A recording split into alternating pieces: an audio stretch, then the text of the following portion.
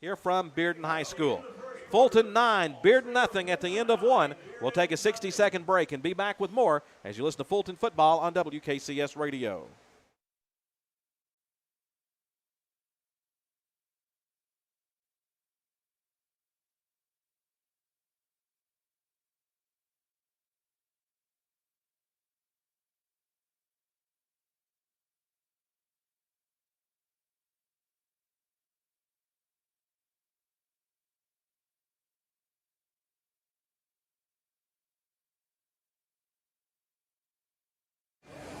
When I grow up, I want to be a new pair of blue jeans. When I grow up, I want to be a kid's first computer. I want to be a warm fleece on a I cold want to be day. a football I want to stadium. be a bike that races around the country. I want to be a bench on a forest trail.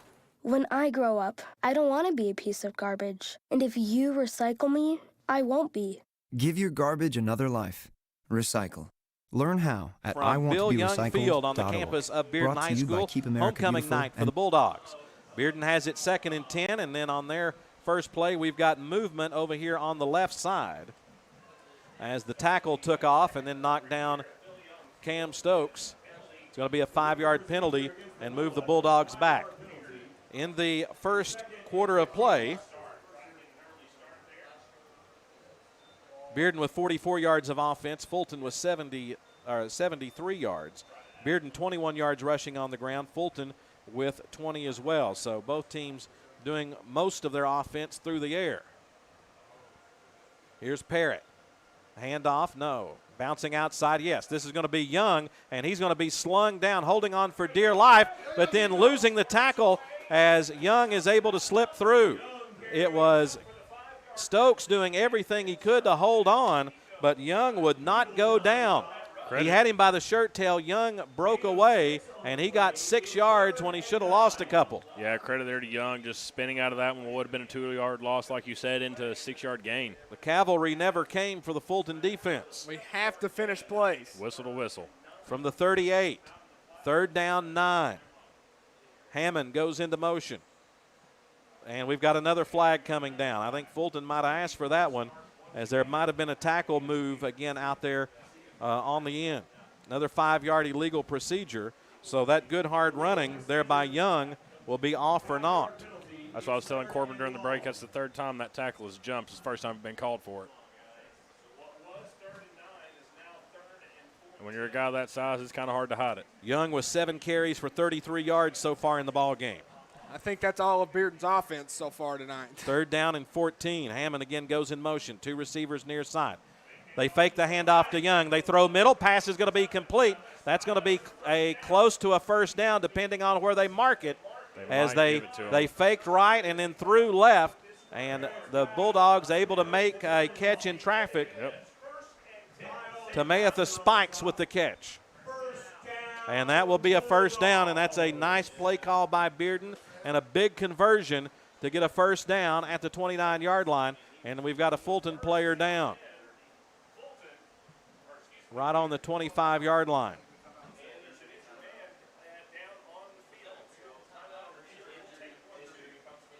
I can't tell who it is.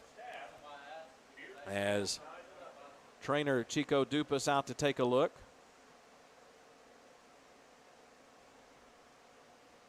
Looking at an ankle maybe. Well, it is after an injury timeout too, right? Like, did you go to 40 or? No depth.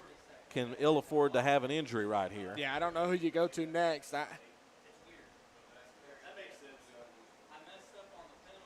So the Bulldogs will have a fresh set of downs, 1st and 10 at the Fulton 29-yard line, as it's Jarrison Gibson that comes up under his own power. Looks like he's got an ankle injury. Steve Diggs couldn't be with us tonight as he had to tend to a funeral. Jarrison's going to walk off under his own power, so hopefully they'll be able to put some tape on it and get him back out there on the field, as he now runs off the field under his own power. So that's a good sign.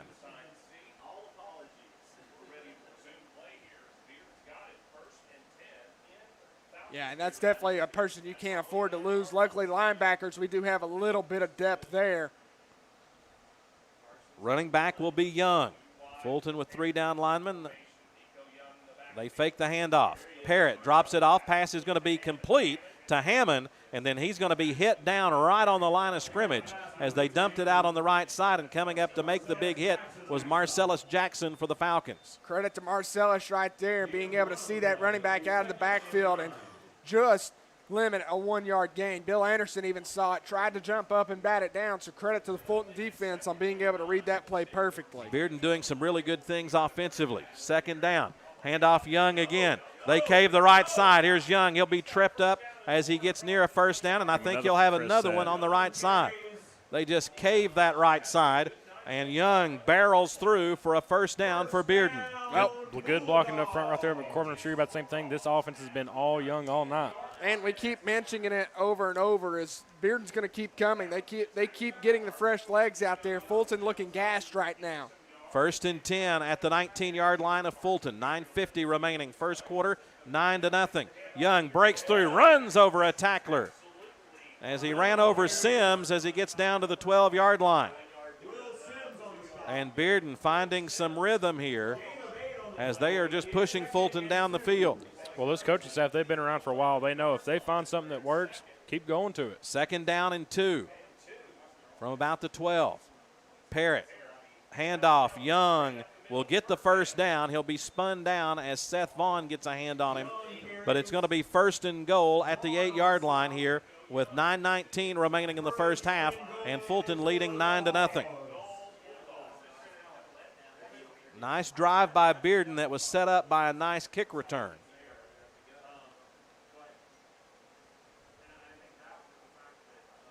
Pistol set again for the quarterback, Parrott.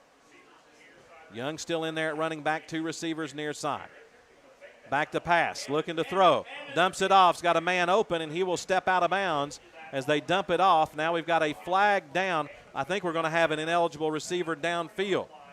They faked the handoff, rolled, and had a back out. Pass was complete. It was Hammond again, but a flag against Bearden, and guys, this one's going to be big. Yeah, that backs up Bearden with no chance to get a first down, so they're going to have to do some work right here and try and get 14 yards to get into the end zone.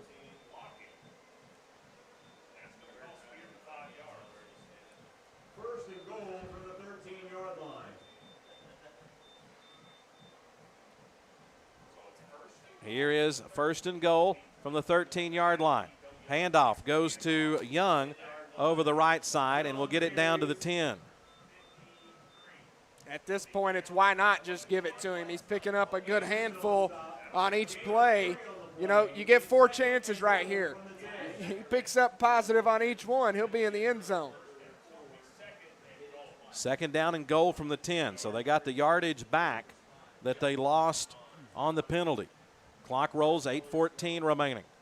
And now a timeout is going to be asked for here by Fulton, as I think the Fulton coaching staff is not able to use their headsets, so we've got some technical bugaboos up here tonight. I know we're having some issues with our YouTube broadcast. The Fulton coaches' headsets are not working.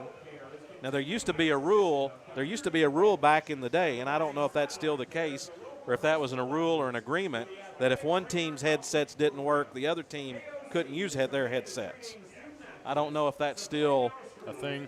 I don't know if that's the case anymore. For more than 70 years, Knoxville Orthopedic Clinic has been East Tennessee's first choice for quality orthopedic. So that's a disadvantage here for the Falcons tonight. Of all ages with the most comprehensive care available. 8:12 remaining in the first half, 9-0 the score.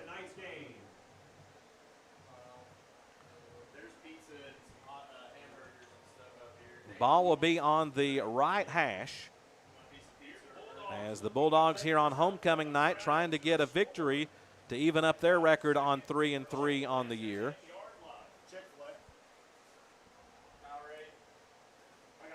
And after the timeout asked for by Fulton, Bearden over the football.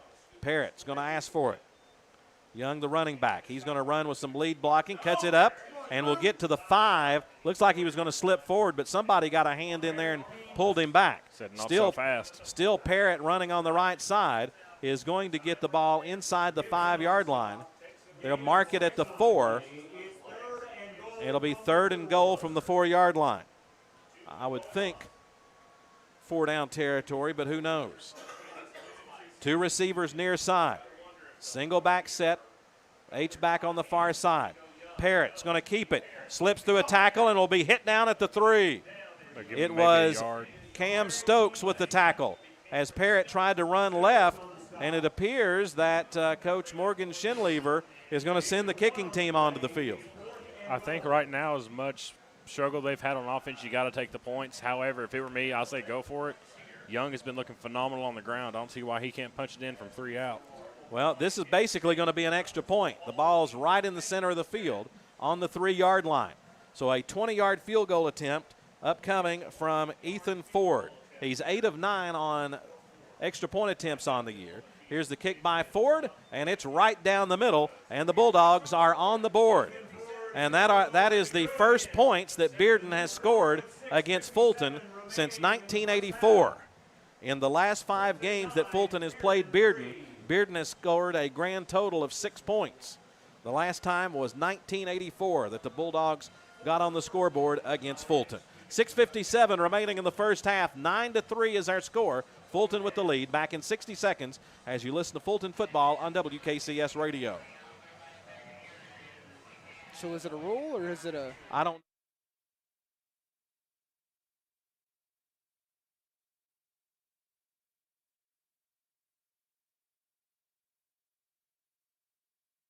Wake up and text. Text and eat. Text and meet up with a friend you haven't seen in forever. Hi.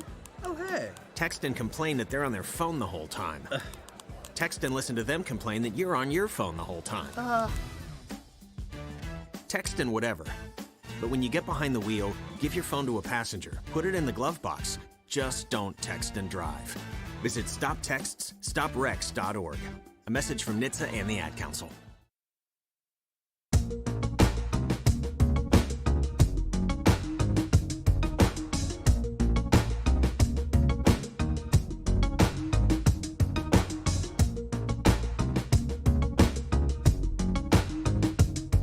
Here's Ford with the kick. It's going to drive Peebles back to the 20.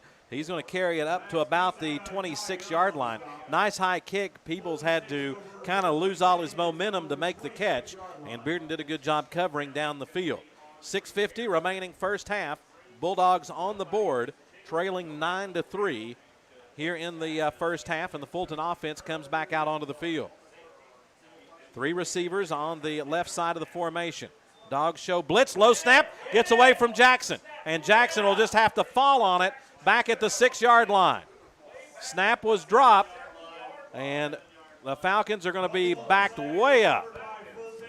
Well, you got to be able to get a handle on it. You got to be able to get a snap. That's the 2 things right there, and that's just miscommunication between a quarterback and a center. I don't know if Rayshawn took his eyes off of it or what, but right there you've got to be able to get your grip on that. And you see what happens when you don't. You get backed up to your 7.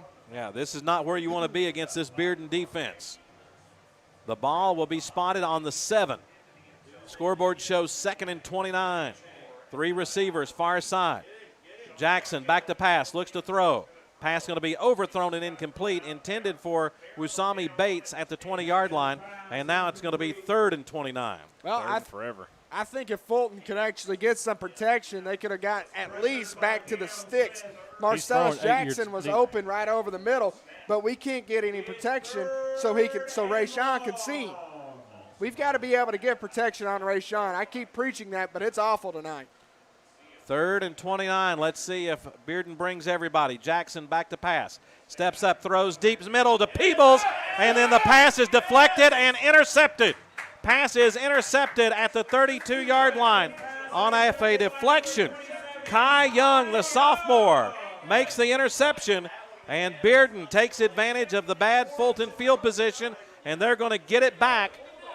See where they mark it down at the 32. Peebles was open. The pass was a little bit high. Peebles deflected it up in the air, and when he did, Young made the interception. That's just credit to the safety right there being in the right position over top. So that was not a good offensive possession there for Fulton.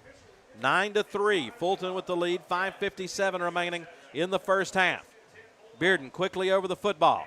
They're going to hand off to Arana, right side will maybe get back to the line of scrimmage.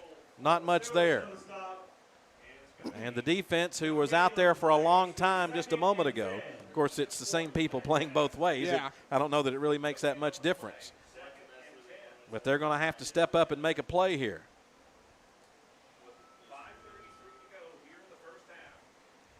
Second down, 10. No gain on first down. Handoff. Arana has running room over on the far side. A flag is down as he makes a man miss, and he will be slung down at the 10. But I think we're going to get a hold back at the line of scrimmage. And it is a hold. So a nice run by Arana will come all the way back. A hold thrown at the 32-yard line. And it was that hold that was able to bounce him to the outside for the big run. Yeah, right there. I couldn't really tell who it was, but I know Seth Vaughn kind of gave up right there after he noticed. So Fulton getting bailed out right there after a busted hole for Bearden. It'll move it all the way back to the 42-yard line. So it'll be second and when you count it, looks like it's going to be second and 19 or so. Two receivers near side.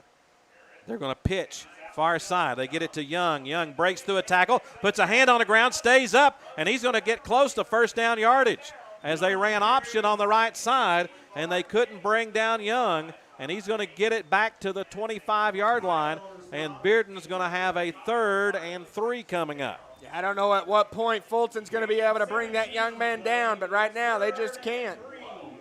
No answers for I'd hand it off to him right here and pick up the first. 5'10", 180 senior as they win with the option.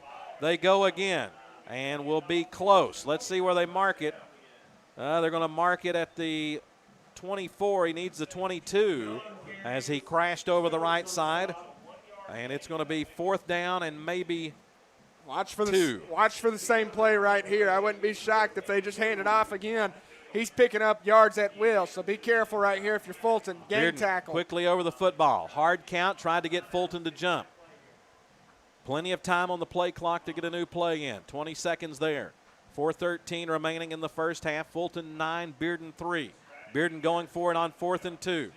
Asking for the football. They'll get it. He's going to roll near side. Parrott. Pass is going to be complete.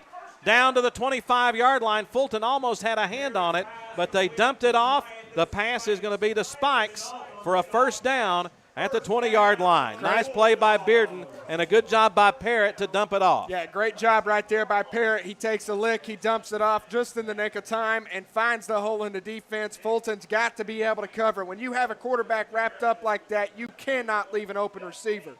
1st and 10 for the Bulldogs as they overcome the holding penalty. Handoff again, coming near side. This is going to be Young. Tries to cut back and will break through a tackle. Let's see where they stepped out of bounds at. They'll say on the left side he stepped out of bounds at the 15. So it'll be a gain of 4 and bring up 2nd down and 6. Fulton's not finishing plays. I mean, we've got him trapped on the sideline, and 2 guys look at him like he's just going to go down. We've got to be able to finish. Young will be to the left of the quarterback, Parrott, this time. Parrott looks to throw. Quick slant pass is going to be incomplete. In traffic, trying to make the catch was Tummins. Would have been short of a first down anyway, but he was unable to haul it in. It'll stop the clock with 3:31 remaining here in the first half. And it'll bring up 3rd down and 6. They'll stay with the single back. Hammond will be the tight end. He'll go in motion to the right. 2 receivers right, 1 left. Fulton adjusts as they pitch it out, and this is going to be Young slipping through, and Young is going to carry into the end zone for the touchdown. Fulton hit the quarterback, but he dumped it off just in time, and Young rambles into the end zone for the Bearden touchdown, and Bearden an extra point away from taking the lead with 3:24 remaining in the first half. The option is something Fulton's what struggled with all year. Doesn't matter if it was Austin East or now Bearden. The option is just hard to defend. I mean, you're getting in the backfield. By the time you're at the point to break down, it's too late to reach for the pitch guy. Well, they left way too much time on Fulton to piece together a drive if we can eventually do that. Ford to attempt the extra point. Kick is up, and the Dogs are in the lead. 3:24 remaining in the first half. Bearden 10, Fulton 9. Back in 60 seconds with the kickoff as you listen to Fulton football on WKCS Radio. Let's talk about the X's and O's of family entertainment. Every parent in Tennessee knows the importance of being able to draw up an activity that'll get you out of the house for a couple of hours. But it needs to be affordable. It needs to be family-friendly. Above all, it needs to be fun. Now, let's talk about high school sports. Bang for your buck, school sports provide the perfect game plan for your family. You'll enjoy all of the drama and excitement competitive sports offer. You'll be supporting the future leaders of our community in a meaningful way. Best of all, you can take the entire family without breaking the bank. Heck, you won't even dent it. Now, enough chalk talk. Let's get out there and see what's playing at the high school in your community. School sports. Good for our kids, good for our community. This message presented by the Tennessee Secondary School Athletic Association and the Tennessee Interscholastic Athletic Administrators Association. On the board again after the touchdown by Young. Here's the kick. Is going to go out of bounds. Oh, it was a great kick. It bounced at the 2 and took a right turn out of bounds. Couldn't have kicked it much better than that if only had been able to keep it in bounds. So Fulton will get it at the 35, trailing by 1, 10-9. Fulton with a touchdown and a safety in this game. Bearden with a field goal and the touchdown that gave them the lead just a moment ago. 15-yard touchdown run by Young, and right now Bearden 137 yards of offense, Fulton only 54. Well, we've went backwards. We did have 73. Well, you lost a lot on that first play. Yeah, the snap that got away. 3 receivers left side. Fulton needs to make something happen here. Jackson throws it out. This is going to go to the tight end up to the 40, the 41-yard line. That is going to be Antonio Kyle. Nice gainer on first down up to the 41 as they go to Kyle over on the left side. And a good idea there for Fulton just to try to give Rayshawn a little bit of confidence with the completed pass. Well, I think that's the thing you got to do. You can't go for the home run right here, piece together a drive. You've got enough time. You haven't even hit 2 minutes yet. Second down, 4 yards to go. Fulton with a little bit of confusion. Play clock, 10 seconds. Handoff, no, Jackson's going to keep it. Weaves through tackles and then runs right into a tackler. Fumble, they'll say he was down as he gets about 2 yards, and it'll bring up 3rd down and 2. He had a lead blocker and plenty of room to go, but then he just let go of his man. He had a lead blocker, and the lead blocker looked backwards. So Fulton needs to convert. I don't think you want to give the football back to Bearden right here. Not the way they've been running it, no. Fulton needs to get it right to the 45-yard line. They'll snap it from the 43. Trailing by 1. 2:08 remaining here in the first half. 3 receivers to the right, 1 to the left.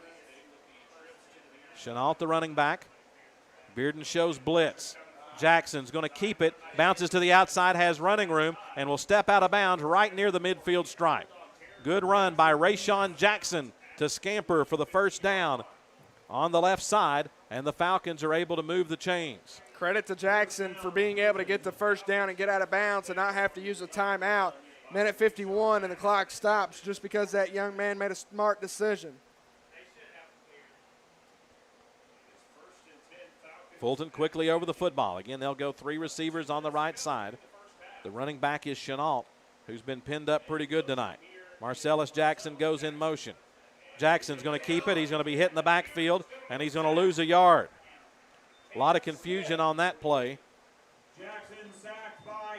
And the Falcons lose a yard. Smith on the tackle for the Bulldogs as we reach the 90-second mark remaining here in the first half. And Fulton looks out of sync tonight, just the same way they did against Anderson County and West. But Bearden has a good defense. You knew it was going to be a struggle.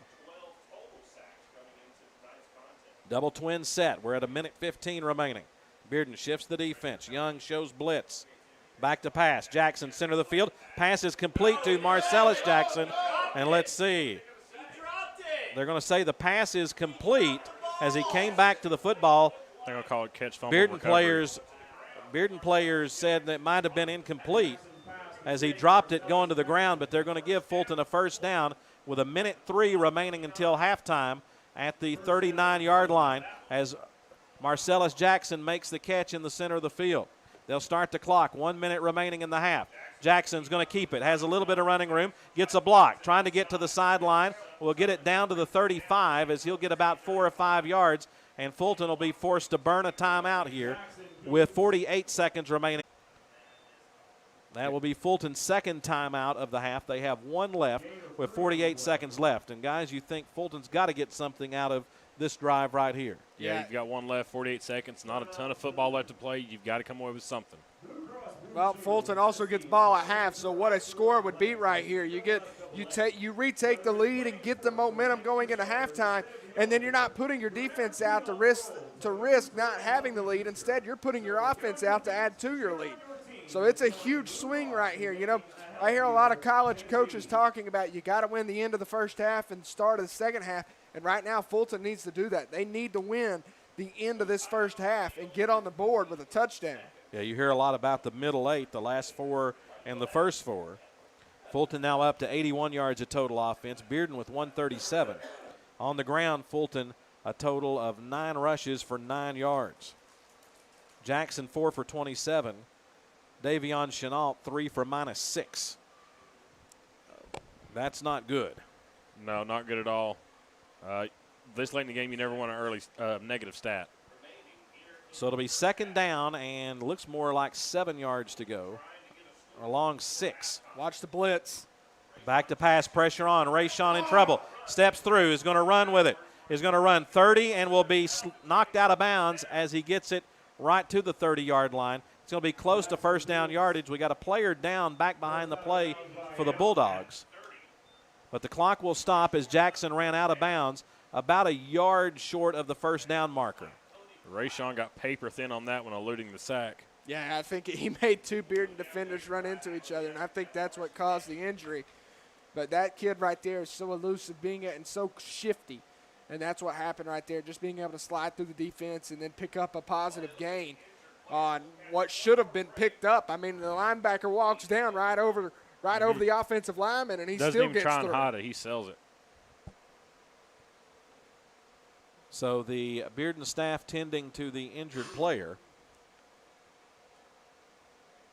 as they're taking a look at a knee right here. So for Fulton, 40 seconds left in the half. You've got it 3rd and 1. I guess priority number 1 is you've got to get a first down here. Stop the clock, and then really you're going to have to take a couple of cracks at it. The shaken up player for Bearden is Carson Hammond, 6 foot, 216-pound senior, is up under his own power and will come off the field. So definitely a good sign for Bearden that's not more of a severe situation. So you've got to kind of plan ahead here a little bit if you're Fulton. You've got one timeout, 40 seconds remaining in the half, trailing by 1, 10-9. But it's more importantly, you've got a 3rd and 1 situation. And really, it's less than 1, about half a yard really where they have it marked. The ball's right on the 30. You don't even have to get it to the 29 for a first down. Fulton's going to have to pick up the pressure right here off the edge. 3 down lineman, linebacker up. Jackson going to throw it up. He's got a man down the far sideline. Pass is going to be dropped. It would have been a touchdown to Marcellus Jackson. He was open down the far sideline. A flag has been thrown on the far side over on the sideline. I don't know if the official maybe touched somebody that was on the sideline over there is what I would think it might be. Maybe a because there's lots of staff. It's outside of the team box. So let's get this sorted out. The pass is incomplete, so it'll be 4th and 1 with 33 seconds left. I think about all it could be is a sideline warning against people that are not on the sideline. But they're talking about it a lot. Yeah. That's what it is, sideline warning. But it's outside, and that's what Coach Black's saying. That's against all of our people are where they're supposed to be. And that may be against some of the photographers, and Coach Jody Wright is even saying a few words about it. I mean, it's right where athletic director and TSSAA Board of Control member Jody Wright is, and he is saying that everybody was back behind the white line. Yeah, everyone on the staff is behind the 25, and Jody's down there standing at the 20 right where it happened. And Coach Rob Black's talking to the official. And you can imagine the officials will be getting a phone call from Hermitage on Monday after this one. The official's going to come across here. Are you kidding talk me? about. So now we can't even have our own staff on the sideline. Okay. And the situation is the officials work deep down the sideline on a play downfield. So, but it looked like everybody was back behind the white line back there. There used to be a media line, but they are calling it a penalty because of the sideline warning. Usually that's just a warning, but that's actually a sideline penalty. It's going to make it 4th and 6. What an unfortunate break for Fulton. Here's Jackson back to pass, going to throw down here, looking for Jackson. He got it. Same play. He got it down at the 4-yard line. Same exact First and play. goal for the Falcons with 25 seconds left as Marcellus Jackson says, take that. Sideline warning. Black's trying to get a timeout. He can't. And a timeout asked for by Fulton to stop the clock. It'll be first and goal from the 4-yard line with 25 seconds left, as it was 4th and 6 after the penalty. And what a comeback there by Fulton as they found Jackson down the far sideline. I think that was Jackson saying, you know what, that was my mistake. Run that play back because I'm going to beat them. And right there, that young man beat the Bearden defense and got it back down to the 4-yard line for Fulton. Yeah, Corbin, like I said, same play, same route, same exact spot on the field as the last one was supposed to be Probably caught. between the same exact 3 defenders. I mean, right there, Not that's wrong. just Jackson saying run it back. Well, what a night to not have Steve Diggs down on the sideline, because we certainly would like to have a report on when the athletic director is arguing with the officials. You know you've got a situation on your hands.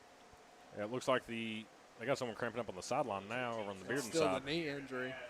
He thought he was good, but now he took off to run and he re-aggravated. I don't know. Might be done. So, with all that said, Fulton will have it first and goal at the 4-yard line. This would be huge for Bearden if they can keep Fulton out of the end zone. With 25 seconds left, I don't think you've got many opportunities to run it, but Fulton's going to go with a power I set. Fulton has no timeouts, and Coach Morgan Schinlever of the Bulldogs is going to ask for a timeout to set up his defense. So this is interesting for Fulton to go with a power I set here in a situation. You've got 25 seconds left. Obviously a running formation here for Fulton. You're taking a gamble if you run it. Well, Yeah. you do got to think, though, there's not many, but they do have a couple passing plays out of that package, out of the backfield. Well, I also think it might be a 2-play call right here. You know, you get lined up, you run the first play. Hey, if we don't get in the end zone, here's your next play. I mean, Fulton's offense isn't that complicated to understand whenever you get into understanding it, especially as Rayshawn Jackson. I mean, he's been a quarterback for the Falcons. I don't know how much scheme has changed or anything, but I can't imagine as a quarterback you can't remember 2 plays. Right, right. So I think right now it may be a 2-play call, Parker. It may be a passing situation. You don't know out of this package, and that's the number one thing I like about when Fulton gets lined up into it, because they may dump it off out of the backfield to a fullback. Well, no matter what, you need to get something here. This is a golden opportunity. As, again, Fulton will go power I set. Gibson, Banks, and Chenault will be the running backs. Couple of tight ends. They go in motion. They're going to hand off Chenault, and he's going to be dumped from the backside. 20 seconds left. Fulton's got it. It was Smith that chased him down. Fulton doesn't have a timeout. 15 seconds left. Fulton's going to try to get over the football here. We might get one more snap left. I set, and Jackson, is going to roll out near side. Looking to throws in the end zone. Touchdown! Touchdown! Big Maroon, the tight end, wide open on the back line of the end zone. Antonio Kyle. Out of chaos comes victory for the Falcons, at least on that play. That was craziness as Jackson rolled near side, and on the back line of the end zone making the catch, Antonio Kyle, and the Falcons score with 2 seconds remaining in the first half to take a 15-10 lead. Can I count that as a lineman touchdown? I want to count that as a lineman touchdown. We ain't had one in a while. Well, great job by Coach Rob Black to dial that one up. Here's Perez to attempt the extra point out of the hold of Jackson. Kick is up, and the kick is no good as he pushed it wide to the left. 2 seconds remaining first half, 15-10. Fulton with the lead. Let us keep it right here as we get ready. But that is a big answer there by Fulton to kill some of the Bearden momentum. Well, you kill the momentum going into half, and now your You're building up your own going into the next your half. offense is back onto the field. So, I mean, you're looking at a 13, 14-point swing depending on what Rob Black decides to do if Fulton's able to get in the end zone out of half. But either way, you're able to add on and make it a 2-possession game straight out of half. That's a huge score for Fulton. So Fulton with a 5-point lead, and now you've got to cover this kick. What a big play in this football game for the Falcons to put together that drive to get on the board right before halftime after Bearden had ripped off 10 consecutive points to take the lead. And not only put together that drive, but you overcome a third down penalty to force a fourth and 6, and then you get set up at the 4-yard line. So that's just huge right there. Huge turn of events that Fulton overcame on that drive to even be able to get into the end zone. Officially a 5-yard touchdown pass to Antonio Kyle. And now Perez to kick it away. You don't want to give up any kind of a return right here. Let's see if Fulton maybe squibs it down the field with 2 seconds left. Here's the kick, and that's exactly what he'll do. He'll roll it, and Bearden will pick it up at about the 24. And you kicked it to the man you didn't want to kick it to. It was Young, and he'll carry it up to the 39-yard line in traffic before he's finally brought down. Tackle for the Falcons by Tavarie Allen, and that's how the first half comes to a close here on homecoming night at Bill Young Field, Bearden Stadium, on the campus of Bearden High School, as Fulton will go to the halftime locker room leading this football game by the score of 15-10 as they got a huge answer right before halftime. Well, we don't have Steve Diggs with us tonight, and Coach Rob Black is going back for a little bit more with the officials. I'm sure he just wants to tell them how good of a job they're doing right now. And not only that, that penalty goes against the coach. Yeah. So, I mean, if anything else happens. If they get another one, he's out of here. So for Fulton, I mean, for Rob Black, I understand. That's the media. That's out of the box for coaches. That's out of the box for the team. Well, that's on the ref's responsibility to figure that out. That shouldn't have been a penalty. Yeah, in the first place. It's team personnel, even though the principal, the athletic director, and all of those people were down there, and also some students and some kids. But the official, when they work down the field, they go so far out. They go so far off the field to do that as part of what they call their mechanics. Which I think a lot of coaches are really confused why they have to go that deep down the field on off the field on a play like that. But if you come in contact with somebody, you drop the flag, and I guess they don't care if it's a coach or a player or somebody else. They still drop the flag. With a Nerf ball? Yeah, but after all was said and done, Fulton was able to get into the end zone. They take a 15-10 lead here at halftime. The Bearden Band is out on the field. Halftime ceremony set to get underway here at Bearden High School. We'll take a 3-minute break and be right back. 3-minute break, and then we'll have halftime programming as you listen to Fulton football on WKCS Radio.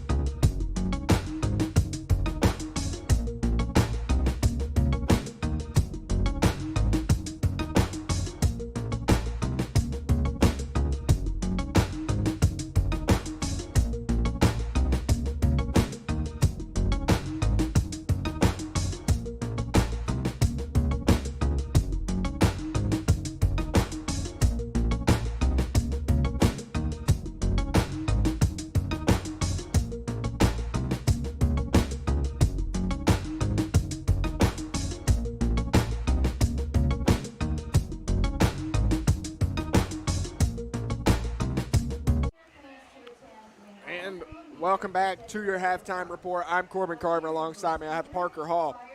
Parker, it was a touchdown late that set Fulton up to take the lead heading into halftime, but here is your scoring recap. The first thing was a safety from Fulton. Backed up. They backed up Bearden on 2 back-to-back sacks, got the safety off of an intentional grounding penalty. The next score came on the possession.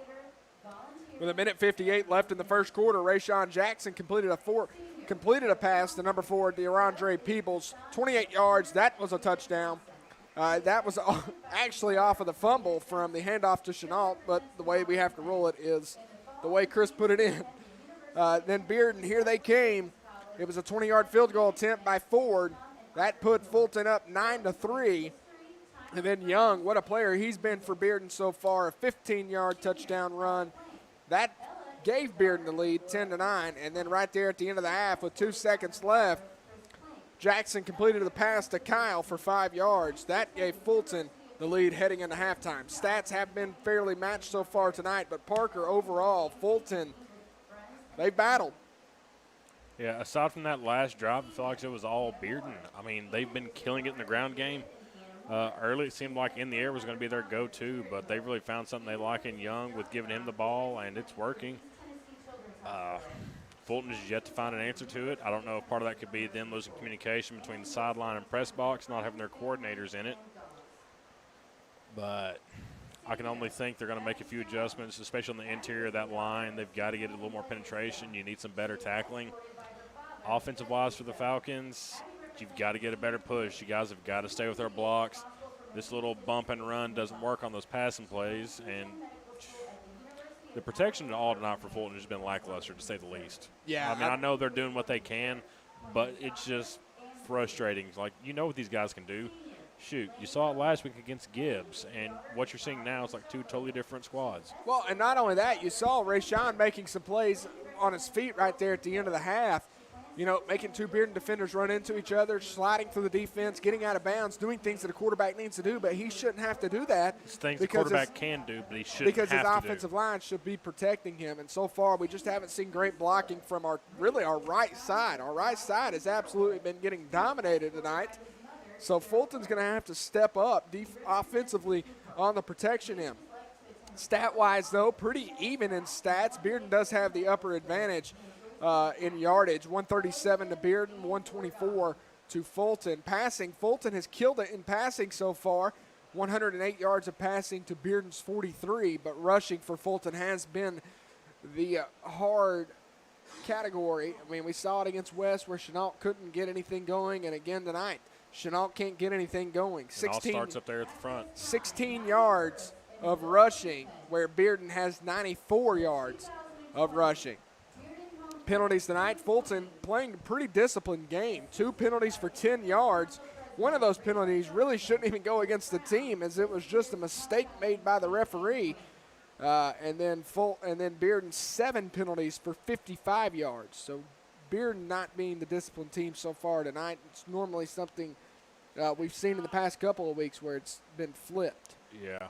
So Fulton, turnover-wise, 2 turnovers to Bearden's 1, even though Fulton has the lead.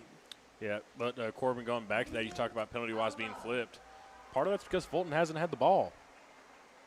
If you look at it right now, time possession, Fulton sitting at 8 minutes and 10 seconds. Bearden at 12 minutes and 26 seconds. Bearden's had the ball for what seems like this entire first half.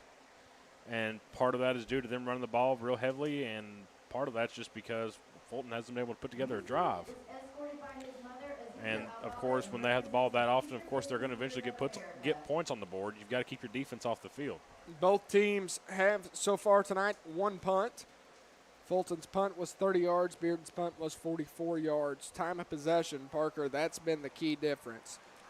Time of possession, Fulton's only had the ball for 8 minutes and 10 seconds. Can't score if your offense ain't on the field.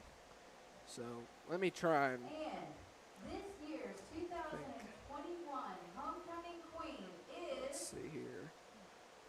We're doing things a little bit different tonight, as Chris is not directly next to us. There we go. Now it's updated. Fulton has had the ball for 11 minutes and 32 seconds. Bearden has had it for 12 minutes and 26 seconds. So pretty even right there. Makes my statement a little bit different.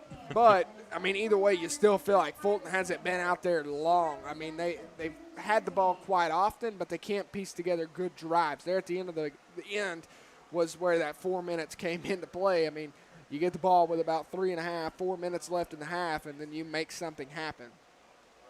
But Fulton's going to get the ball right out of half. They're going to have to make something happen right away because right now Drew Parrott has 5 completions, 7 attempts, 43 yards, no touchdowns, no interceptions. On the flip side, Rayshawn Jackson, 8 completions, 14 attempts, 108 yards, 2 touchdowns, 2 interceptions. Right now, the tail of Bearden's offense has been all young. 15 attempts for 93 yards. This man is averaging almost 7 yards a carry. And here is your stat line of the night. Your quarterback is your leading rusher. 6 attempts, 35 yards. And that's taking into account the 13-yard loss down here that almost resulted in a turnover. Yeah, so Rayshawn has been getting it done. He has been the offense for Fulton tonight. Young, no surprise, is the leading rusher for Bearden, 15 attempts, 93 yards. There's their whole offense right there. And receiving in, Marcellus Jackson, 4 receptions, 64 yards. Peebles, 2 receptions, 33 yards. Hammond and Tummons lead Bearden. Hammond has 3 receptions, 24 yards. Tummons has 1 reception for 14 yards. Your leading tackler tonight so far has been Cameron Stokes, 6 solo tackles. So for Fulton, just so far tonight, it's just been lackluster. You know, to say the least, they're lucky to be winning this game right now, in my eyes, I think. But you're going to have to piece together something. You're going to have to figure it out quick. Oh, you timed that just right there, Corbin, trying to get a drink. Yeah, you've got to get something going. Russell talked about, 8 minutes of the game is real critical. It's the last 4 of the first and the first 4 of the second half. And I think that's true. I feel like they've probably, you could say they've won the last 4 minutes of the first half, putting together the drive they did, overcome that one penalty that pretty much took them out within the 10-yard line, and then answering back with another big play, and then getting in the end zone out of a power formation on a pass. Yeah, that was Hey, I told you, they don't have many, but they do have a couple passing plays out of that formation they can dial up. Well, and whenever you put the power formation out there, you kind of have no choice when you don't get the touchdown. You don't get the touchdown. Oh, snap, we don't really have many receivers out there. Well, let's find our tight end open in the back of the end zone. Basically call a fire play. You know what? Just get it. But what a play it was. I mean, Bearden had one defender over there who bit down on Jerrison Gibson, bit down on Gibby, and now guess what? You've got somebody open on the backside, which was Antonio Kyle. So TK gets the touchdown right there for the Falcons to close out the first half. That is the difference maker right now. Mm-hmm. Yeah, pretty good sized target back there in Kyle. And, Corbin, you'd mentioned maybe having a 2-play call right there. I don't know if it was necessarily that, or it's like if you said, when you're in a power formation, if you don't get it, you don't have time to sub guys out. I think you basically go to a triple option there where he hikes the ball. If he doesn't like to look on the left or on the right, there's your 2 handoffs gone. So you're immediately looking for that tight end out of the line, trying to find him in the corner of the end zone, which it worked. We see the safety. The safety's great and all, but the difference maker is going into half with a touchdown, knowing you're putting your offense back out there. You piece together a great drive at the end of the half. Why can't your offense come out and do that again and go up by 2 possessions? Coming back from 2 possessions isn't hard to do, but it's harder to do when you only have one half of football. Yes. So that's going to be 2 stops Bearden would have to get. But I think Bearden's thing right now is, well, our offense has been stellar. Let's get our defense lined up properly and get somebody out there. So that's what happened right there, just not able to get lined up in the correct formation. Defensively, Fulton found the hole. They get in the end zone. So for Bearden, they've played a great sound half. I mean, there's nothing that Bearden needs to hang their head on either. This has been a great football game so far, low-scoring affair like we mentioned coming into it.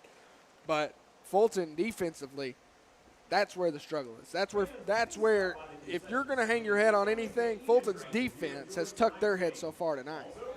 Yeah, I think it's definitely been a struggle there. However, Corbin, I will come back with that.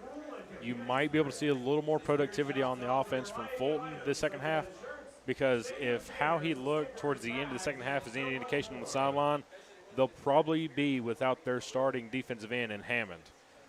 He was the one that got shaken up on that little squeeze through by Rayshawn there.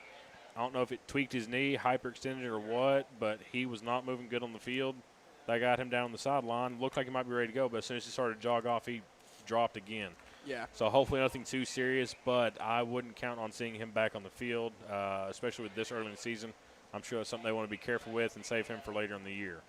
Yeah, that's been a huge play that really shook Bearden up. Was really the start of the offense for Fulton and pretty much what ended the drive for Bearden when it comes to the defense there. As Hammond, one of their big guys right now, Hammond and Smith, probably the two biggest producers on that defensive front.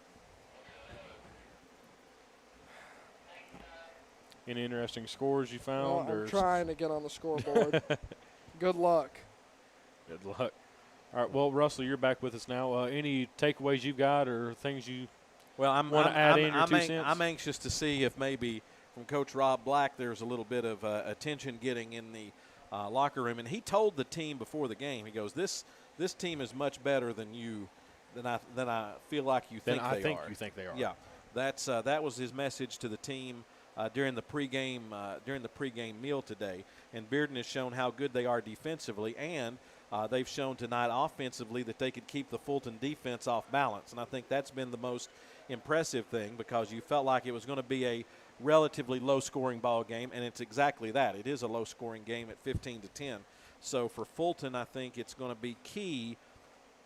You've got to get, probably this may be one of those games where the next touchdown wins it. If Fulton can score a touchdown and go up 2 scores, I think they're going to be in good shape. If Bearden is able to go and get a touchdown, then I think the Bulldogs are going to have the momentum. So it's really one of those type games that whoever gets the next touchdown is going to be the team that's in the catbird seat. Well, scores of interest around the county right now. Brainerd 24, Austin East 0. That one is at the half. Let's see as I keep scrolling. Central up on Hardin Valley in the second quarter, 14-0. Farragut up on South Doyle, 14-7. I heard Mark Packer last night on the broadcast. He said Farragut's got to be the best 1-4 team in football right now. And I can't agree more with his statement right there. Farragut's been a very good team. They've just lost a bunch of close ones. Campbell County rolling over Kingston right now, 28-0. And Carnes absolutely putting an offensive performance up on Carter, 34-13 at the half. Tell you what, that is, I think you have to take your hat off to Brad Taylor and everybody at Carnes High School. I think they've been waiting for a long, long time to have the kind of year that they're having right now with Deshaun Bishop, who's put up just incredible numbers this year for the Beavers, and I think he's already over 1,000 yards rushing this year. They're having an outstanding season. Their only loss came to Powell. Speaking of Powell and Halls, shockingly, no offense in that one. It's 0-0. Knotted up at that's nothing. A couple of teams with a lot of offense. Yeah, that's two Halls teams. last week against Cocke County rang up the scoreboard quite a bit. So we getting ready as the teams are back out on the field. Bearden dressed in their all-black uniforms tonight as they are celebrating homecoming. Don't let me forget to mention our trivia question of the evening. Russell, what is our trivia question? Well, we're going to remind me. Yeah, let's get back and make sure everybody's back online. We do have a trivia question. If you answer the question correctly, you win absolutely nothing, because I have nothing to give. Maybe I might have some old candy in my room, maybe that we could hand out. That doesn't sound. I don't know about it. Yeah, from maybe 7 years ago. But anyway, we'll have a trivia question for you, and we'll see if you can come up with the answer. You can tweet at us at WKCS Radio if you have the answer. So we'll have that for you coming up in just a moment. Anyway, it is 15-10, Fulton with the lead here as we approach the second half here from Bearden Stadium and Bill Young Field. We'll take another 2-minute break and be back with the second half kickoff as you listen to Fulton football on WKCS Radio.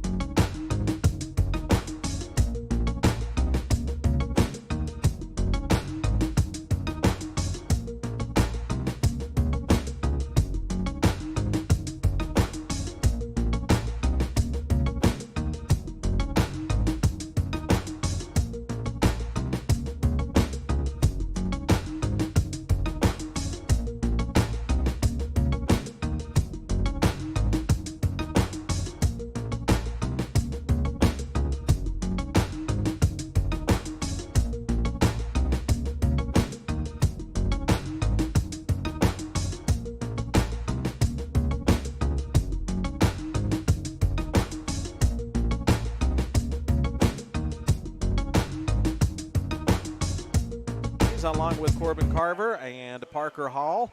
We've got Winslow Borovich on the camera tonight. Nicholas Slagle is handling all of the technological nightmares being thrown at him this evening. Chris Mays is on the stats. Robert Sheffield back in the studio. Your WKCS crew, as the Fulton coaching staff has gone down to the sideline. As I think both teams are having some difficulties with their headsets.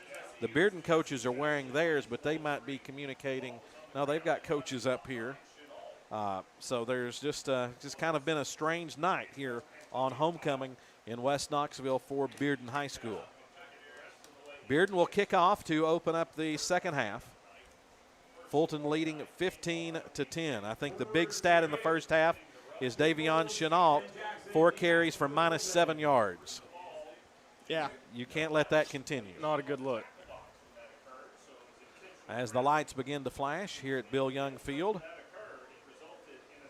as we get ready for the kickoff, it'll be back deep to receive Marcellus Jackson for the Falcons. Peebles, Gibson, and Chenault are the next line for the Falcons. Tummons runs out late, and here's the kick.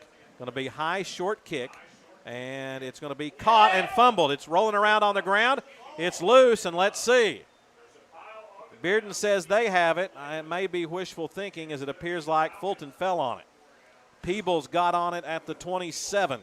It's a good sky kick, and Fulton's having to chase it down, and that time Fulton dropped it and kicked it down the field.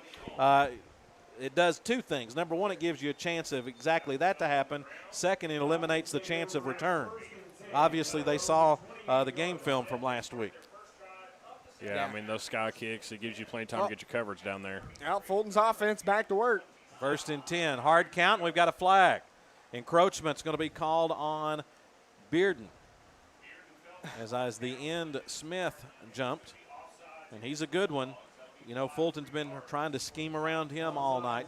Smith, 5'9", 210, a senior, came into the game with 4 sacks and 8 tackles for loss. 1st and 5 as the ball moves up to the 33-yard line as we get ready for the first offensive play of quarter number 3. 3 receivers to the right, 1 to the left. That's Bates on the far end. Jackson calls for the ball, has time, steps up, looks to throw. A flag is down. As they throw it up, the pass is going to be intercepted down at the 30-yard line. Pass is intercepted. Making the interception, Ethan Ford. The penalty is going to be against Fulton. It was going to be a hold. It's declined, and Fulton commits the turnover on the first offensive play, and Bearden will have it at the 30. You can't let the man get under you like that. As a receiver, you got to keep him on the outside. Well, and not only that, you have an opportunity to go up by 2 possessions, and you squander it. I mean, you might as well just kick the ball off to Bearden. They're going to get it at the 30. Second interception thrown by Jackson here in the ball game. Parrott, 1st and 10. Tight end comes in motion. Fulton shifts defensively, and we've got all kinds of movement out on the end. We're going to get an illegal procedure coming up against the Bulldogs. As Fulton, let's see what they have done defensively, what kind of adjustments Coach Jason Harbison and Coach Jeff McMillan have made to the Fulton defense at halftime. Well, you know, they were not pleased with the way Young was able to run all over this Fulton defense. As he had 93 yards of rushing in the first half. Handoff, Young bounces out, not much, maybe back to the line of scrimmage. I think that's his shortest rush for the night. Yeah. Bearden coming into this ball game averaged 94 yards rushing total as a team on the game. Young had 90 in the first half. Yeah, Young had 93 in the first half. No gain, 2nd down and 15. 2 receivers near side. Again, Young will be the running back. Parrott is going to throw it near side. Pressure on, deep middle pass, overthrown and incomplete. Was trying to throw, looked like a little slant down here on the play action and just overthrew it on the near side, and Bearden will have it 3rd and 15. Yeah, it looked like he was in line, just might have released a little early on that one. Yeah, they're going with an RPO look right now. Either A, he can hand it off, or B, throw it. And right there he chose to throw it. Bill Anderson right in his face, forced an errant throw, and Chenault nearly had an interception. 3rd and 15. Can the defense get off the field? RPO again. Parrott chased out. Being chased, is going to dump it off. Pass overthrown and incomplete as he was chased down out of bounds by number 55, Keenan Vaughn. Parrott at the last second threw it down the sideline. Pass overthrown and incomplete. And into the ball game will be Ford to punt it away on 4th and 15. And we've gone less than a minute here in the third quarter. Fulton's thrown an interception, and Bearden has gone 3 and out. Interesting call for a team that's had such timing and chemistry issues to go to an RPO package, which takes a lot of just that. Well, I think it's because they want to see what Fulton's front seven's going to do. Are they going to buy it on the run, or are they going to open up some receivers? Or Jackson and Peebles back deep to receive. Ford kicks it away. Squibbly kick that is going to take a nice Bearden bounce and be downed at the 37, 38-yard line. Looks like they're going to mark it at the 38. So a good punt there by Bearden. So Fulton really no harm, no foul on the interception, as Fulton will get the ball actually a little bit farther down the field than they had it before. Yeah, now here's your chance to go up by 2 possessions. So Fulton really going to have to key in on that. You've got to get on the scoreboard. You've got to start trying to put this game away and put it away early. And you know Rayshawn needs a little confidence right here. He's thrown 2 interceptions. Need a booster. And you've not had much out of the running game. Actually, you've had almost 0 out of the running game tonight, except for Rayshawn running it. 1st and 10. Jackson gets it. Back to pass. Steps up, throws it out here. Pass is going to be complete to Kyle, who will be tripped up and will be close to a first down at the 47-yard line. If they mark him at the 47, it will be a first down. And again, good way to get Rayshawn's confidence back right there. Just easy little stick route. Yep. Well, and you see the pocket around him. It starts to collapse on the backside. He can step up. Slides through it. He throws the dart out to Kyle and picks up the first down. That's a big play right there to get some confidence. And how big has Antonio Kyle been tonight for the Falcons? He caught that touchdown right before halftime. 1st and 10 from the 47. Dogs show blitz. He's in trouble. The ball has been That was a Ford fumbled. pass. It's been fumbled. It's been picked up by Bearden. Have they blown pass. a whistle? Let's see. I think Fulton may have caught the break of all breaks. Maybe Jackson, they're going to say, that was a Ford through pass. a shovel pass. That's the only way I could see Fulton could get out of this. Let's see. And they're going to say the pass is incomplete. Fulton caught a break for the century there. He tried as Jackson tried to just dump it off. The ball came loose, and it was picked up by Cam Smith, who was going to take it down the far sideline for a touchdown. Well, the running back was the one in the area that he tried to shovel it off to, but you can't do that when you're getting bobbled up like that. Marcellus Jackson goes in motion across the formation. 2nd and 10. Rayshawn back to pass. Looks to run. In trouble. Retreating. Tries to dump it off. Pass is incomplete. He's had some time, but can't really get open, and the pass is incomplete. It's going to be 3rd and 10. Well, and whenever 3 receivers are on the far side, you've only got one option on this near side. Right there, your only option is Kyle, and he's guarded. So what do you do at that point? Smart decision to just try and throw it away, throw it out of bounds, and not force anything. But we've got to start protecting on the outside edges. And Bearden looks like they want to bring the house. Now they drop back this time. Pressure on. Jackson's going to run. He has running room down the near sideline. Gets to the sideline and will step out of bounds and then be hit as he was flying out of bounds at the 36-yard line, and that scramble by Rayshawn Jackson nets a first down for the Falcons as Bearden just completely left the left side of the field open, and Rayshawn able to scramble for the first down. Yep, whole lot of green grass, and that there scramble got him down to about the 36. Great right there by Jackson being able to get out of the pocket. He sees an open lane. He picks up the first down, even tried to pick up a couple extra yards on a shimmy. Chenault, the single running back. They'll hand off to him. Chenault grinds forward, and he'll get a couple, maybe 3 yards down to the 33. Smith, big number 92 in on the tackle. Also, Nico. Nico is a 6'1", 197 junior. Gain of 3 as we hit the 9:30 mark remaining in the third quarter. Fulton leading 15-10 on the road at Bearden. Finally piecing together something right here. You know, they're moving the ball pretty slow, but they're still going positive. They're positive plays. Jackson again in the shotgun. Back to pass. He's going to run with it. He's going to keep it and will be spun down as he gets it to the 31, maybe the 30. They're going to give him about 2, and it'll be 3rd and 5 yards to go on the quarterback keeper by Rayshawn Jackson. It may not be big, but it's still positive, and him keeping that right there is going to slowly cause that defense to work up a little bit and give his receivers a little bit of room to work. Jackson, 8 carries for 53 yards. Fulton will probably have 2 cracks at it here from the 31.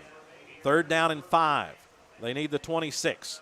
Jackson back to pass, throws center of the field to Marcellus. Pass is complete. Close. And then as he retreats, let's see where they mark it. I think they gave it to him. Yep. That's a good spot. I mean, that's a good call right there. Yeah, 1st down as Marcellus Jackson comes back to the football and makes the catch down at the 26-yard line, and that'll move the chains for a fresh set of downs with 8:25 remaining in the 3rd quarter. one thing I like is how mature Rayshawn's acting right now. He's able to see he doesn't need to go for the home run ball, pick up 5 yards, get the 1st down. Keep the drive alive. That's the name of the game. Jackson's going to keep it left side, has running room, cuts it up, now bounces it to the outside and slips and falls as he gets it down to the 16-yard line. Had some blocking, followed it, and is going to be close to another 1st down. Let's see where they mark it, and they're going to say it is 1st down. Jackson on the scramble down to the 16. Jackson has put together a heck of a game offensively, putting on a show with his legs right now, trying to get it done, trying to keep this drive alive. That's what I like to see out of a quarterback. Just needs to hold on to that football. 1st and 10. Handoff goes to Chenault. Cuts back, gets inside the 15, will be spun down at the 14. Couple yards on for Chenault trying to cut back. Nico went on the tackle for Bearden. 7.5 remaining here in the 3rd quarter. Fulton leading 15-10 on the drive. Ball spotted on the 14-yard line. Fulton would need to get it inside the 7 for a 1st down, so they'll show it 2nd down 8. Jackson is going to keep it, has running room. Here's Jackson at the 10, bounces off a tackler at the 5, Fumble. And is going to be thrown down WWE style as he gets it inside. And what do we got? Is that not Has that been called a fumble? Yeah. It's called a fumble. Wow, as he was thrown to the ground. Did he lose it as he was? Well, we said he needed to take care of the football, and he didn't. I thought it. I don't. We'd have to see the replay. I thought that kind of tackle was a flag. It is if it's us. So Jackson fumbles it at the 4. Bearden's going to run over the football and try to snap it quick here. And they have no choice. Time's winding down on them. That's what you need, to delay a game. Clock down to 3 seconds left. Parrott with 1 second on the clock. Parrott's going to keep it in trouble, and he will be hit down at the 4 and driven backwards. And they'll push him out of bounds. Well, that was just a crazy play for Jackson to fumble. And I'm not, looks like he was fumbling it maybe as he was being hit. Yeah, the football, yeah. Fumbled it early, didn't he? Fumbled and then got suplexed.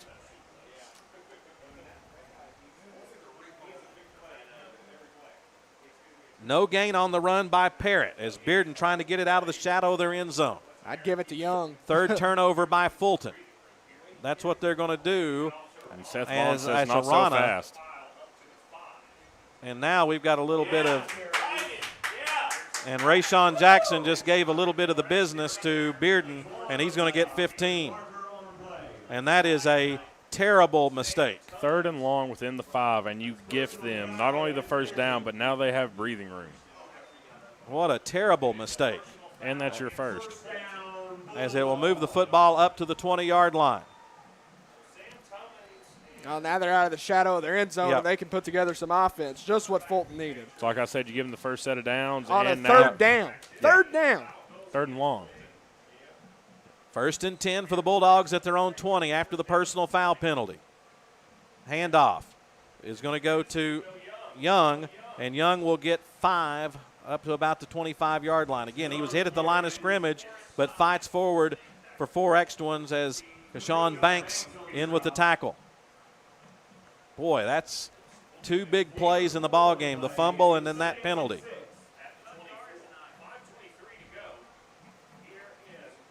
15-10, Fulton nursing a 5-point lead here on the road against Bearden. 2 receivers far side. Handoff, big hole. Young pounds forwards up to the 28, and it's going to be 3rd and 2. Blew a big hole on the right side, and Young able to get through. Looks like they're going to mark it back closer to the 27, so it's going to be third down and about 2.5. Parrott, the freshman, in the shotgun. Under 4:45 remaining in the third quarter, and Fulton jumps.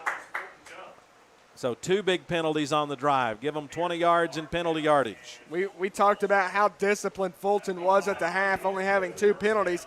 Now and right out of the gate right now, they look like they've lost all common sense, and they're just getting blown up. I mean, mentally, Fulton's not here right now in the second half. Well, you have to overcome adversity, and Fulton's had a heap of it here in the first half. 2 turnovers, but still leading 15-10. Tight end comes in motion. Handoff. Young is going to get a couple on the right side. Looks like they're going to mark him down for a yard as Fulton stretched it out and brought him down. Young had 51 carries on the year coming into this ball game. Right now he's probably sitting close to 20. 18 for 101. I think they're going to stick with him. 2nd down and 8. Parrott's going to throw this one. Back out of the backfield, making a diving catch, and the pass is going to be complete. Young makes the catch out of the backfield, up at the, goes down at the 42-yard line, and it'll bring up 3rd down and 1. That's just a good athletic catch right there. Bearden executing offensively. And they'll have a 3rd and 1 situation with 3:22 remaining here in the third quarter. 2 receivers near side, 1 to the far. On 3rd and 1. Handoff, hit in the backfield and drop. Coming through to make the big hit was Jarrison Gibson. It was Jarrison Gibson that got him with help from Vaughn. Loss on the play. It'll be 4th and 3, and a nice drive for the Bulldogs comes to a close, and Ford will come into the ball game to punt it away. Looks like your entire defensive line decided to have a meeting back there in the backfield. Well, finally, Fulton's getting a push up front, and right there, Jarrison Gibson leading the way, diving his way back there and taking down Young for a loss. Here's Ford. Low line drive kick that's going to take a bounce, get away from it, just let it roll. He's had some nice kicks and rolls inside the 20, and it'll be down at the 16. Now the question is, offensively, what will Fulton do here? Well, they put together a nice drive, and then Jackson just lost it right there at the end. I mean, it happens. Just do it again. That happens. You know, you get down there and things are going to happen, but now this is your comeback drive. You've got to bounce back. You're going to battle adversity, like you said, Russell. This is the drive where you do it. You know, you fumble, you throw an interception. You haven't pieced together anything except a long length of time on the field. Come away with some points right here. There's your confidence booster. And at what time do you maybe think about bringing out the Wildcat? Well, it's a different look, and I don't know what all Fulton can run out of it. You know, you bring in the Wildcat. Well, when your Wildcat quarterback is your number 2 quarterback, you can run about anything. Yeah. Here's Jackson. First down, back to pass, has time. Going to throw deep middle, looking for Marcellus Jackson. Pass is incomplete. There was a little contact right as he was trying to make the catch on the coverage. Yeah, he was over Tummins top of him. as they threw it deep down the center of the field. Yeah, Tummins on his back right there. That's kind of hard of a catch to make. And here is 2nd down and 10. Fulton's going to have to move the football a little bit, leading 15-10, because you don't want to go 3 and out and have to punt from down here and give Bearden good field position. 3 receivers left side. Jackson, handoff, goes to Chenault. Chenault cuts it up, has some running room, makes a man miss, and then will be crunched down as he gets it past the 25 up to the 26, and that's going to be close to first down yardage. Let's see where they mark it. They mark it close to the 26. They'll give him. And they're going to say it's a first down. Big run on the first down there for really Davion Chenault, the first time really getting loose tonight. Yeah, that's the first time I think Chenault's picked up any more than about 3 or 4 tonight, and it's a big Second down conversion for Fulton, able to finally- move the chains. Keep this drive alive. Keep moving the football. Chenault finally in positive yardage, 7 rushes for 8 yards. Chenault this time, he has a hole up the middle. Breaks through a tackle. Is going to get about 9 yards up to the 35. Bearden's doing a good job of trying to rip the ball loose. You've got to take care of it, as there were helmets that came off. Let's see if anybody. It was Holbrook. Holbrook's helmet came off, and he Yep. went to the sideline. Gain of 9 up to the 35. Minute 23, clock rolling here in the third quarter. 15-10, as we said. Really, the next touchdown is probably going to be the difference in the ball game. Yeah, I mean, Fulton- if Bearden scores, it just depends on how well can Fulton handle all this adversity. You've put together 2 drives, turned it over. 3 receivers. Snap is dropped. Jackson picks it up, running with it, has running room, and will carry For the first close down. for a first down. I think he got it. Dropped the snap, picked it up, and carries it up to the 43-yard line for the first down. Not how they had it drawn up, but it will work. It will work, especially with a playmaker in Jackson. He looks to be able to make the plays, and right there making defenders miss, getting up the field, picking up the first down, instead of just letting the snap get to him and him falling on it. I mean, Jackson's one of the best playmakers I think I've seen on Fulton so far this year. He's so elusive. He can see the field, being able to find defenders to shimmy and pick up yards. 30 seconds remaining in the third. Jackson gets the snap, gives it to Chenault, has a little bit of running room, and he will get it up to the 46. He'll get about 8 yards on first down, and finally Fulton finding some rhythm in the running game. The Falcons will not have to snap it, as the clock will roll down to 0 here, and that will end the third quarter. Fulton turns it over twice. One time inside the Bearden 5-yard line, but somehow the Falcons holding on to dear life with a 15-10 lead on the road on homecoming night at Bearden High School. Fulton 15, Bearden 10, back with the final quarter in 60 seconds as you listen to Fulton football on WKCS Radio. Hey, so what's a great way to spread awareness that driving high is illegal everywhere? A catchy song, of course. You can run, but you can't drive high. You can run, but you can't drive high. Friendly reminder, don't drive high. If you feel different, you drive different. Brought to you by NHTSA and the Ad Council. I'm probably okay to have one more drink before I drive home. I'm probably okay. I open the window to stay alert. Probably okay. I just popped some gum in my mouth. Step out of the car, please. I probably made a mistake. Probably okay isn't okay when it comes to drinking and driving. If you see a warning sign, stop and call a cab, a car, or a friend. Buzzed driving is drunk driving. A message brought to you by NHTSA and the Ad Council. Fourth quarter set to get underway here from Bearden High School. Fulton have 3 receivers to the near side. Davion Chenault will be the running back. Handoff goes to Chenault. Here's a hole on the right side. Chenault breaking to the outside and will be hit and driven out of bounds after a first down inside the 40-yard line down to the 39, and Chenault beginning to gash the Bearden defense. This Fulton offense looks a whole lot more productive when you can get Chenault in the game. Yeah, As we saw, they struggled in the first half. He had -7 going into halftime. Now he's finally in the positive. He's making big plays, and this team's moving down the field. And not only that, it just adds another dimension to your offense. That's Instead one- of Rayshawn running or throwing, now you actually have a running back in the game that Bearden needs to look out for. First and 10. They give it to Chenault again. Right side, slips through and is going to get about 3 yards down to the 36-yard line before he's brought down. Fulton's having major success right now running this football. Even on a read option or something with Jackson, they're picking up yards at 4 to 5 yards. Even, and right now, the 3, this is huge. Just keep it moving. 3 to 4 yards per play is awesome. You know, 3 on 4 Now is 12. Chenault looks like he's going to have to come out of the game with an injury. May have spoke too soon. Just when things were looking up. Fulton 15, Bearden 10. Got us a barn burner here in West Knoxville on homecoming night at Bearden High School. Single back set. They'll put Marcellus Jackson at running back. And here's Marcellus down the far sideline. Will step out of bounds at the 21-yard line. Big hole right side, and Marmar gets his first carry of the game and carries for a first down. Always love to see the ground game get more involved in the offense. Well, especially this late in the game, you know, it runs the clock as well when you stay in bounds. Fulton's going to have to remember that. Stay in bounds. Don't leave Bearden a lot of time. Don't let them get back out on the field. Marcellus Jackson stays in at running back. 3 receivers left side. 1st and 10 for the Falcons. Low snap.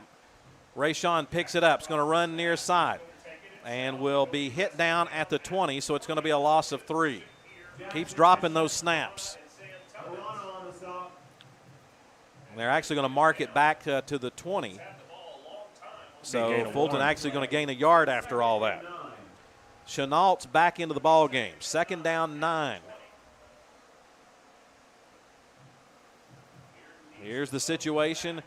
You know Bearden's defense is going to tighten up right here. Chenault's back in. Bearden with a lot of movement, trying to get Fulton to jump. 12 seconds on the play clock. Fulton leading by 5. Falcons taking their time, trying to bleed the clock down. 6 seconds on the play clock. He dropped another snap. He picks it up, stays up, running near side, trying to get to the sideline. 30 and will be spun down there. Chased down by Nico Young.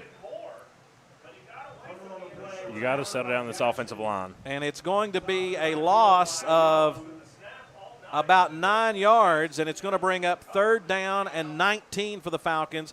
And Coach Rob Black's going to take a timeout to try to assess what in the world is going on here. I mean, that's 2 bad ones in a row. Well, I think what's happening is Rayshawn's just taking his eyes off too quick. He's trying to get downfield before he even has the football. You have to catch the football in order to even be able to throw it, and he's looking at his receivers instead of the ball.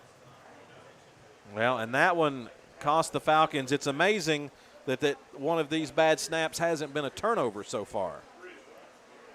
So Fulton will burn a timeout here, their first of the 4th quarter. Let's recap the situation. Fulton 15, Bearden 10. 9:50 remaining in the 4th quarter of this football game. Fulton has the football at the Bearden 30-yard line, but facing 3rd down and 19. They would put a very nice drive together, most of it on the ground, with runs by Jackson and Chenault. But now on 3rd down, you find yourself in a passing situation. Yeah, it's a big 3rd down right here for Fulton. You at least need to pick up a good chunk to even be able to get the field goal unit out there. So Fulton comes back out on the field. Double twin set. Jackson the quarterback, Chenault the running back. Marcellus Jackson goes in motion. They'll have 3 receivers far side. Jackson has time. Throws deep middle. Pass overthrown and intercepted.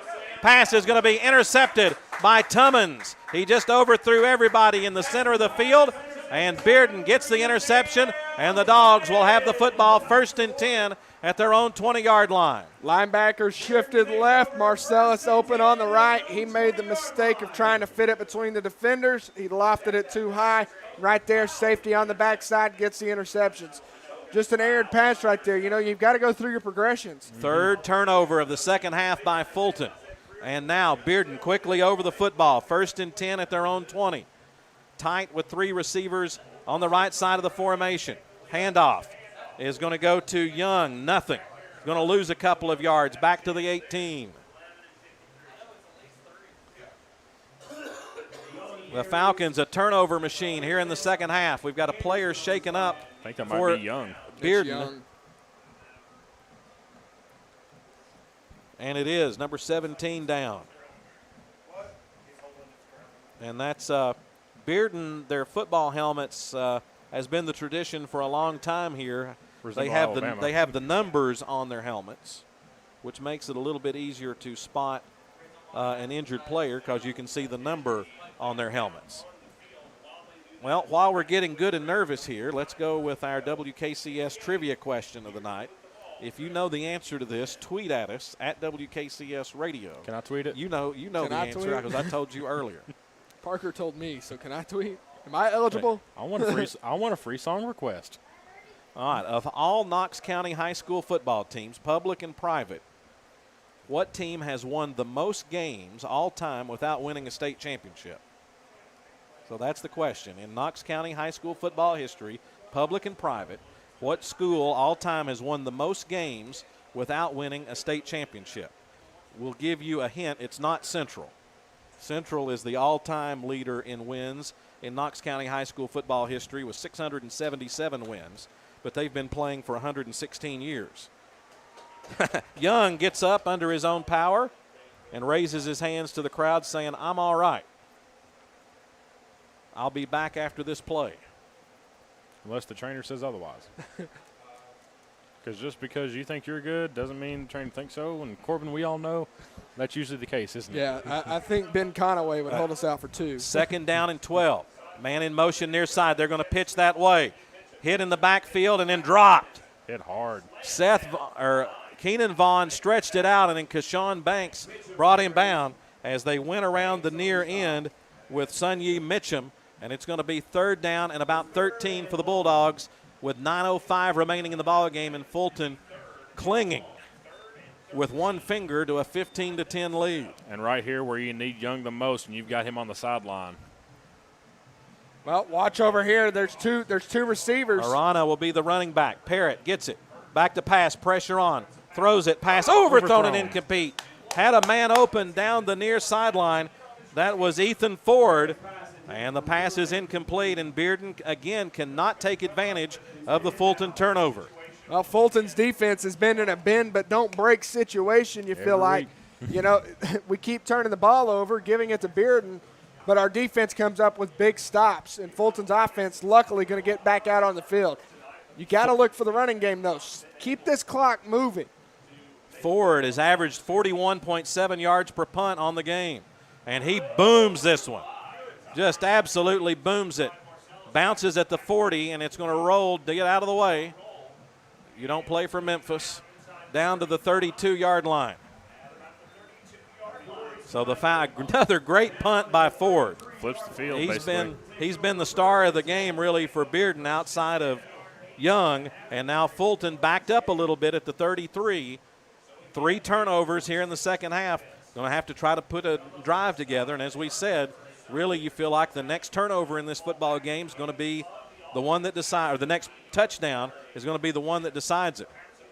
Fulton was able to gash Bearden with the run game on that last drive until the drop snap led to a long-to-go situation, and Jackson threw the interception. Jackson back in at quarterback. Chenault, the running back, is going to pitch far side, looking for Chenault. Here's Chenault with running room down the far sideline. Is going to have 10, going to have maybe right on 10 yards, and that's going to be a first down for the Falcons with 8:22 remaining in the football game, and the Falcons leading 15-10.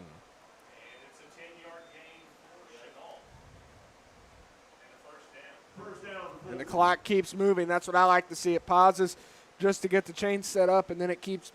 And clock it in or chop it in, however you want to say it. Yeah, but keeps regardless, moving. So Fulton, I mean, big thing is if you can bleed the clock out, not leave Bearden enough time to score.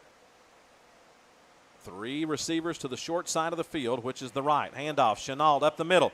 Breaks through the first line of defenders, trying to get to the sideline, and then ran into Smith. And then they absolutely twist him down. But he gets the football down to the 49-yard line in Bearden territory. Had a one-man scrum right there at midfield. And Fulton has really found something in the running game, and now I think somebody just got mad down there. Maybe Seth Vaughn. Fulton cannot afford another personal foul by any means. You have to have – this drive right here is arguably the biggest offensive drive for Fulton in this game. 2nd down, 2. It was a gain of 8. 7.5 minutes remaining in the football game.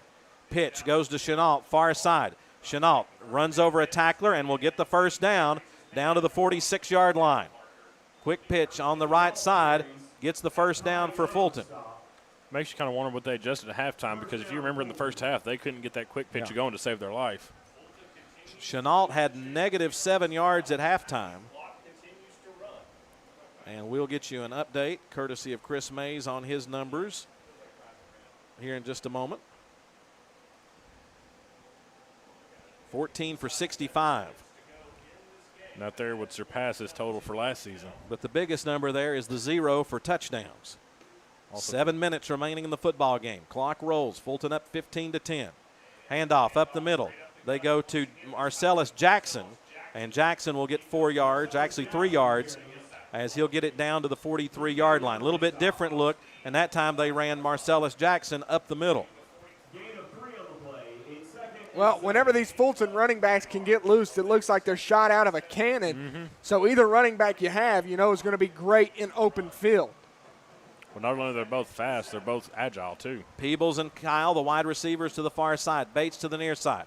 They're going to pitch. Jackson, far side, trying to get to the sideline, and is going to be twisted down as he gets it down to the 40-yard line. Tried to get to the sideline, and then somebody just bounced him out of bounds. Got about 2 or 3 on that one. 3rd down and 5. And it stops the clock as he went out of bounds with 6:13 remaining. That's the dangerous part about running towards the sidelines is the clock is not Bearden's friend. It's Fulton's friend right now. They have the lead. Bleed the clock out. Stay in bounds. Win it, even just fall on the sideline right there. Stay in bounds. Bearden, I think he thought he was going to have more, and somebody got an arm in there and stopped him. 9 seconds on the play clock. 3rd down and 5. And now we've got another fumble, but a whistle and a flag. I think Fulton's going to be called for a procedure penalty. What a time for that to happen.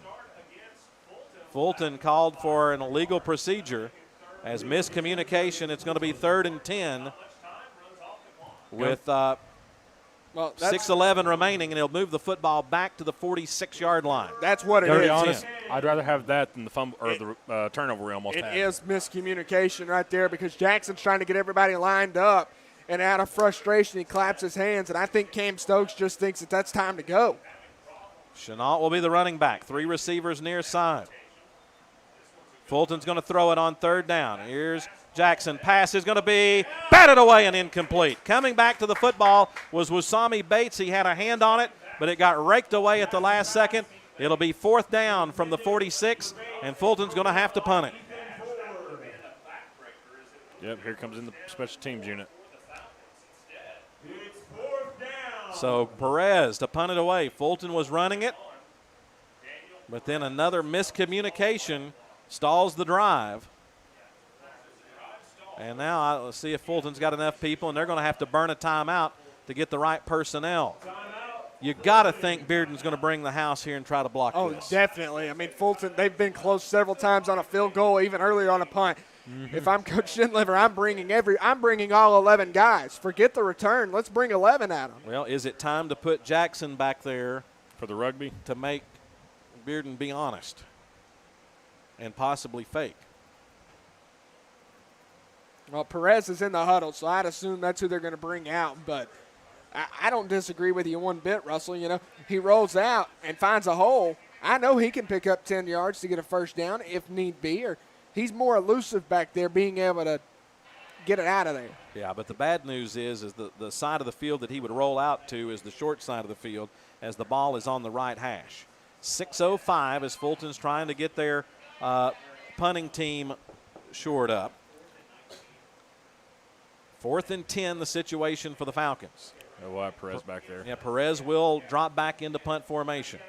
Your message has got to be get rid of it. No matter what, get rid of it. Tummons will be the returner for Bearden. They'll have 11 men up on the line of scrimmage to try to block this punt with 6:05 remaining. Tummons will be the returner. Good pass. Snap. Kick away. Just punches it down the field. This is a great punt by Perez, and then it takes a backwards roll and will be down at the 21-yard line. So a good job just getting it out there and backing up Bearden down the field just a little bit. Yeah, you couldn't ask for more from Perez. I mean, he gets it, he gets rid of it. 15-10 the score. 5:57 remaining here in the 4th quarter. Bearden needs a big play of some kind. Young will be the running back in the ball game. They'll go double twin set, but they're tight to the formation. Young's the running back. They're going to throw it.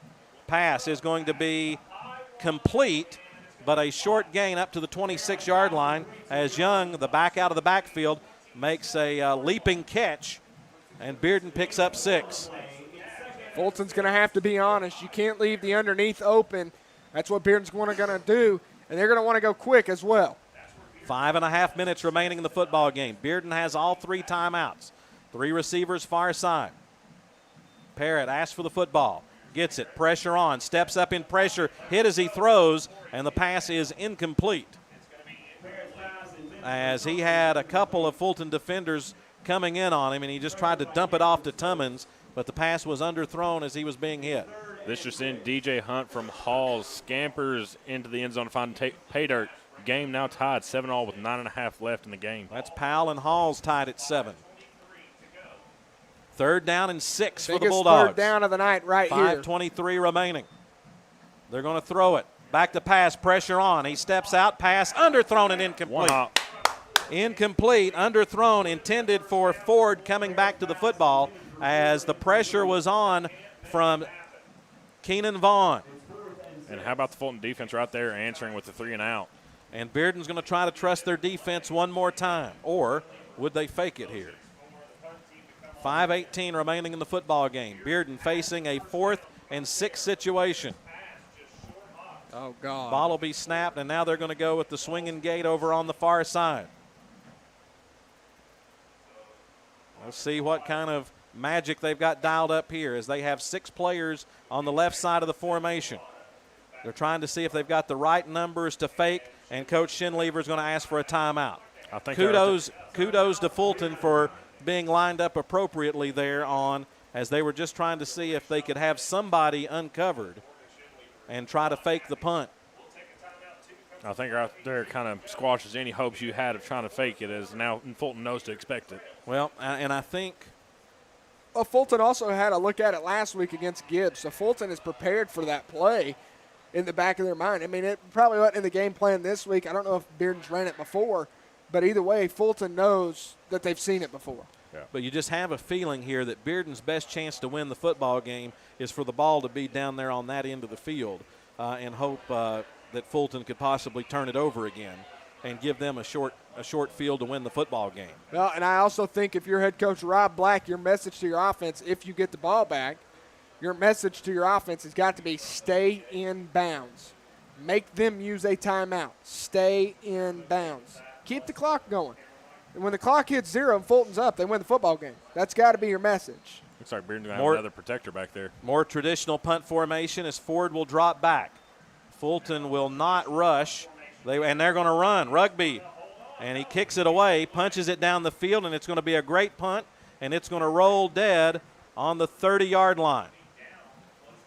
He ran the Rugby to the near side to see if anybody came. He had some pressure, and he just punched it down the field. That's a dangerous call right there. He didn't commit to it, didn't try and sell it. So as soon as they saw him pull up, he about got level. And if you're a defender in that situation, that's tough because Seth Vaughn was bearing down on him. But and if you try to tackle him and he reaches out to punt it, then you've roughed the punter. Mm-hmm.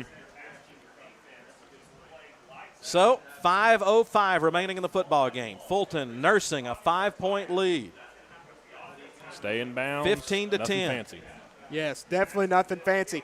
And make sure you're lined up properly. Don't cause a miscommunication by being out of assignment. Get the snap and hold on to the football. Jackson gets it, gives it to Chenault, bounces out. Chenault will have a couple of yards and will stay in bounds up to the 35-yard line. Tackle made by Young of Bearden as the Falcons will get 3 on first down on the right side. I think Fulton's best success, if they do choose to pass the football, is going to be play action. You know Bearden's going to be bringing the house quite often. They know you're trying to bleed the clock right now. The bad thing for Fulton, you're moving away from the clock, but you at least have a play clock to make sure you can wind it down. Falcons will go with 3 receivers near side. Bates is the wide receiver. Far side, handoff. Goes to Chenault, had some running room, and will be tripped up from the backside, and the ball is raked loose and fumbled, and it's been recovered by Cam Smith of Bearden. You just had a feeling that exact thing was going to happen. You got to protect the ball. You can't give it up like that. 4th turnover of the second half by Fulton, and Bearden is 36 yards away from winning this football game with 4:22 remaining. You got to get a takeaway here.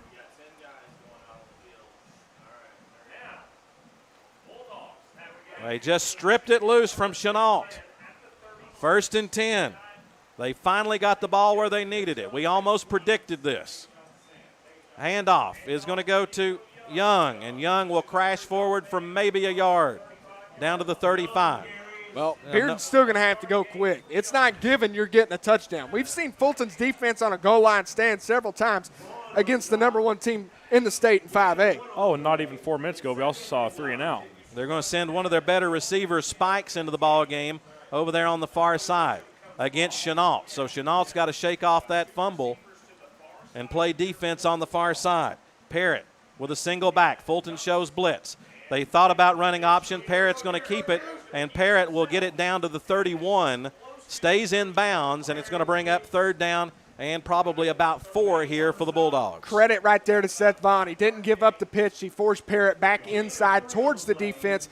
Just unfortunately nobody there. Fulton's got to know that, and great heads up there by the defensive end. Well, even if it's, you're going to give Parrott, hey, you're running this, I think I'd rather trust my guys behind me to clean up Parrott than even give Young a chance at that. Yeah, actually they're going to mark it 3rd and 6. Big 3rd down right here for Fulton. Parrott in the shotgun.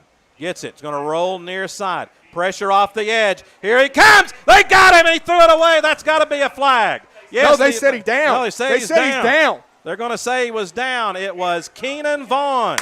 Keenan Vaughn chased him down all the way back at the 44-yard line. And now a field goal is definitely out of the question. And the clock will continue to run. His knee hit the ground before he threw it. So now it's a loss. It's going to be 4th down and 18. We've got to get the safeties lined up. Nobody's lined up. We've got to get our safeties back. Bearden's going to ask for the football. Here's the snap. Going to throw it far side. Pass is going to be thrown. He didn't touch him. He didn't. Pass interference is going to be called. He didn't touch him. He did, as he crashed all into the receiver trying to come back to the football. It was already falling. And it was Chenault. So Bearden is bailed out with a pass interference on 4th down.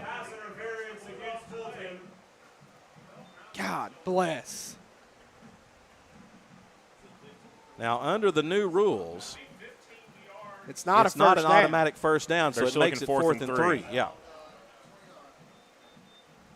I think I'm starting to know why this counter was leaning as much as it was when we got here. So after the penalty, it moves the football down to the 29-yard line. They need to get it to the 26. Watch for Young 4th here. and 3. Do not jump. Parrott looks to the sideline. Fulton up by 5. 2:44 remaining in the football game. 2 receivers near side. Young will be the running back. Will they give it to him? Parrott drops back, middle of the field. Pass deflected away and incomplete. They had Tummons open in the center of the field. It was thrown a little bit behind him. He couldn't hold on to it, and the pass is incomplete. And with 2:39, Bearden has 2 timeouts, and Fulton will get the football back. And now you've just got to hold on to it. Yeah, you had her out there. Tummons full steam ahead. That pass was on a line. The timing just wasn't there. He was a little too far behind him. Right now, Fulton, sound football. You've got 2.5 minutes left. However, you do have to keep in mind Bearden has 2 timeouts right now. Well, and the number 1 thing for Fulton, hold on to the football. Well, you almost, if you're getting ready to be tackled, you just need to go down so they can't strip it loose. 2:39 remaining. Handoff goes to Chenault. Outside, grinding forward. They'll push him back. It'll be a gain of maybe 1 up to the 31-yard line, and Bearden will use timeout number 2 with 2:31 remaining. Well, you have got to take your hat off to the Fulton defense. You've got to take your hat off to the Bearden defense tonight. Well, Bearden's forced 4 turnovers here in the second half. 4th and 6. Powell had the ball with 1:24 remaining. Went for it. Pass incomplete. Hall's ball with 1:17 left. In a 7-7 ball game. Yep. That's 2 defense. That's two defensive games that we're talking about right now. Russell, you mentioned it. You do have to give credit to both of these defensives tonight. They made a heck of a game. Bearden's made Fulton look offensively like they just can't even hold on to the football one bit. Yeah. But the same you got to give to Fulton. I mean, Young's had one heck of a night by any standards, but Fulton has kept him out of the end zone for, what seems like a good chunk. Now, the Fulton offense has tried to give this one away. Well, right now, I think the biggest thing is just keep going positive. Don't Positive and stay in bounds. You mentioned it, fall. When people are coming at you, hit the ground. They can't tackle you at that point. So Fulton has got to get this first down here Not right now on this play, but you've got to pick up the 10. 3 receivers near side. A little bit of confusion. Jackson's going to keep it. Retreating, just get down, and he did. And he's going to lose yards. And Bearden will use the last timeout as it's going to be third down. It's going to be third down and about 13.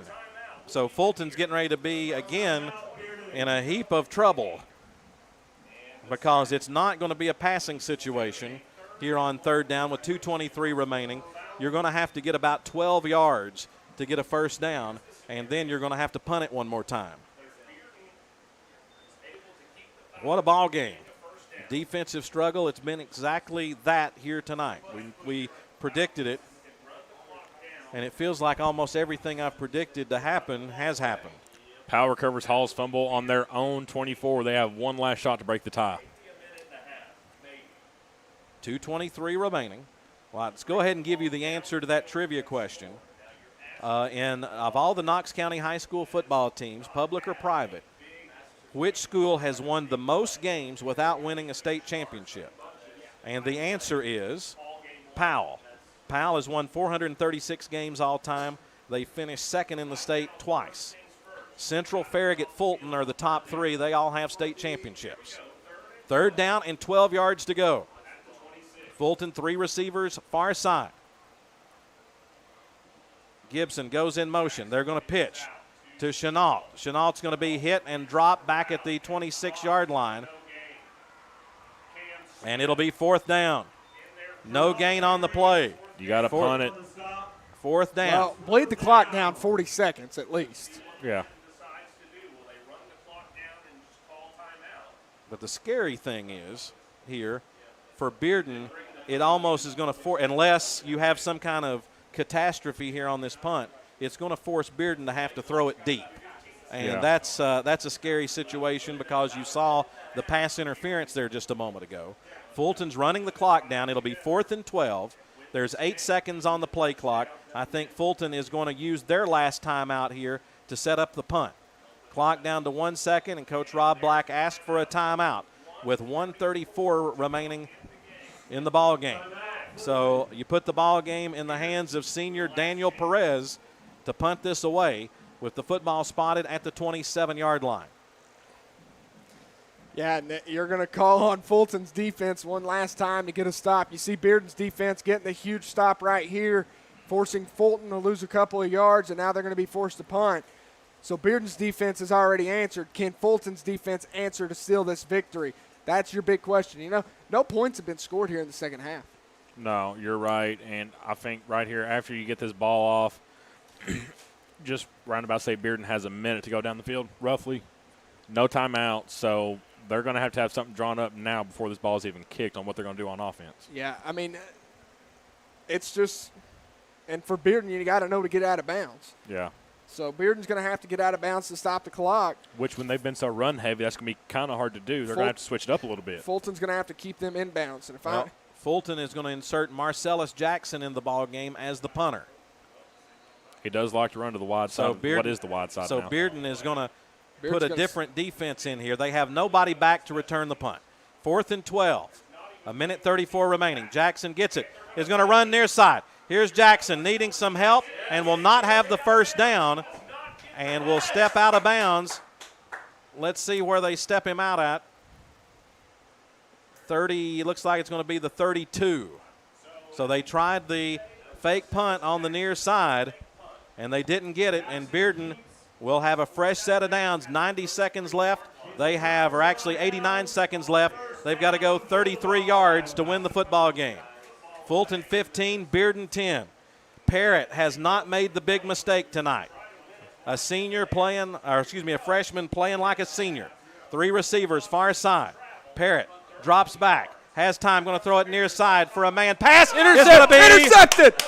Incomplete. Almost intercepted by Kyle down at the 1-yard line as they were looking for spikes down the near sideline, and now Kyle is slow to get up. And Kyle had that ankle injury earlier this year, and maybe he has triggered that again. Too. Right on the goal line. Almost had the interception, but lost it. They were trying to get it to Spikes. Spikes has a size advantage, 6'2", 148. He's a senior. And it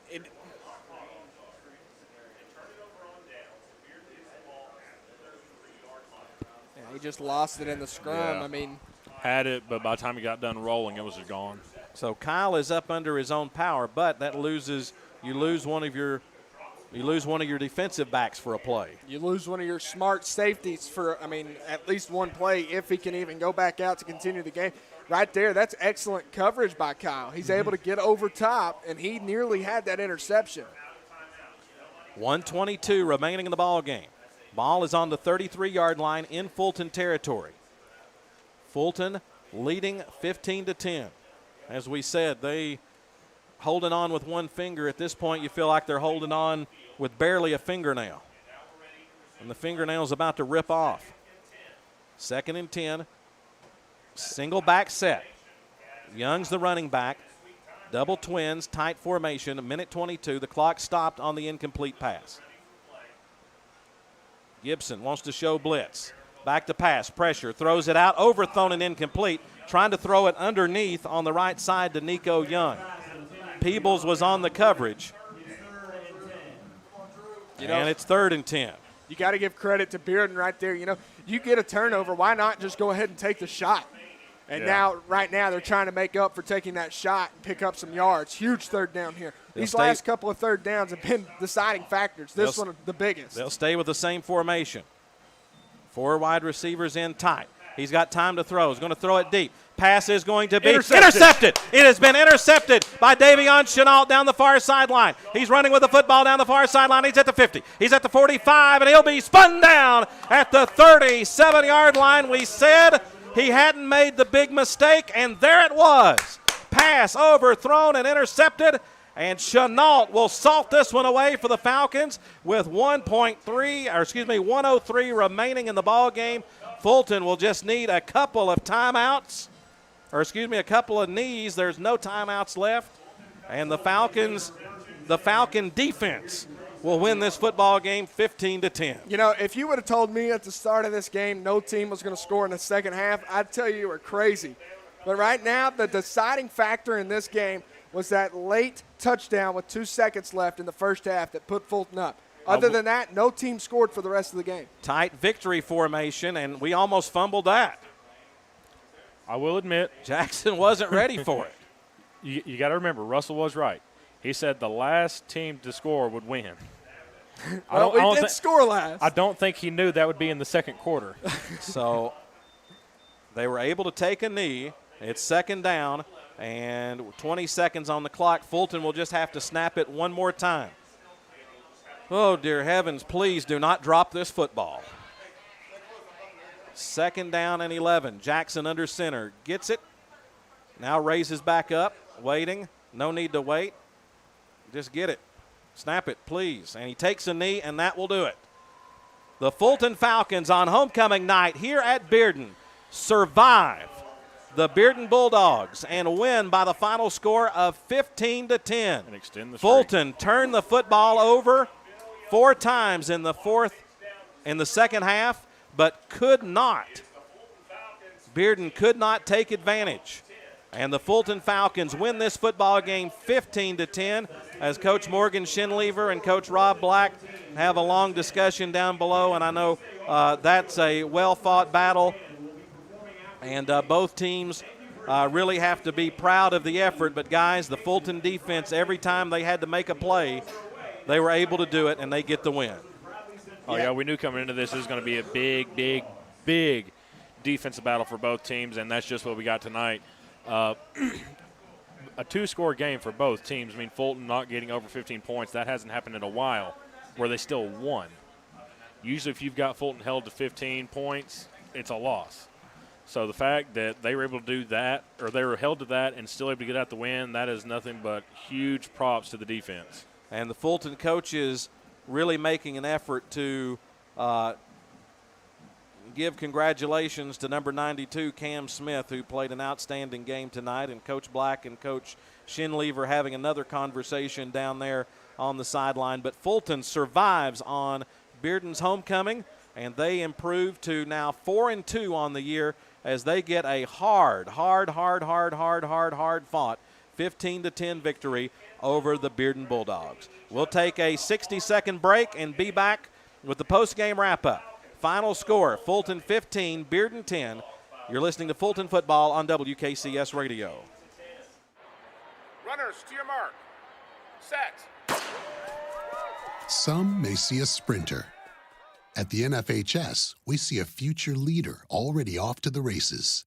Some may see a volleyball player. Good hit! Way to go, girls! Woo! At the NFHS, we see a spike in confidence that will help her achieve her potential.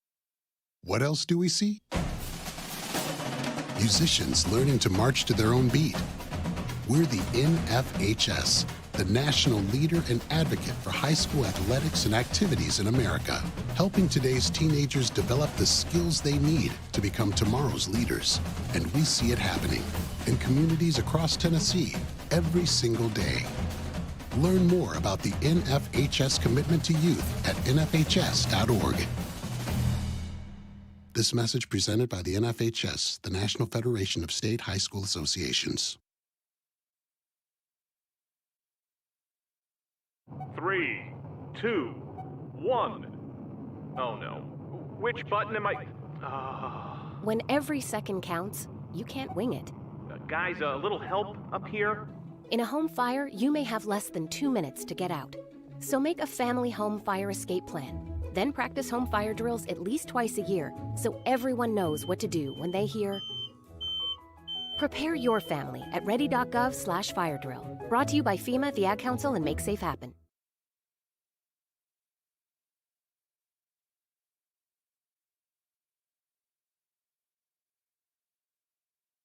Text and whatever. Just don't text and drive. Visit StopTextsStopWrecks.org. A message from the National Highway Traffic Safety Administration and the Ad Council.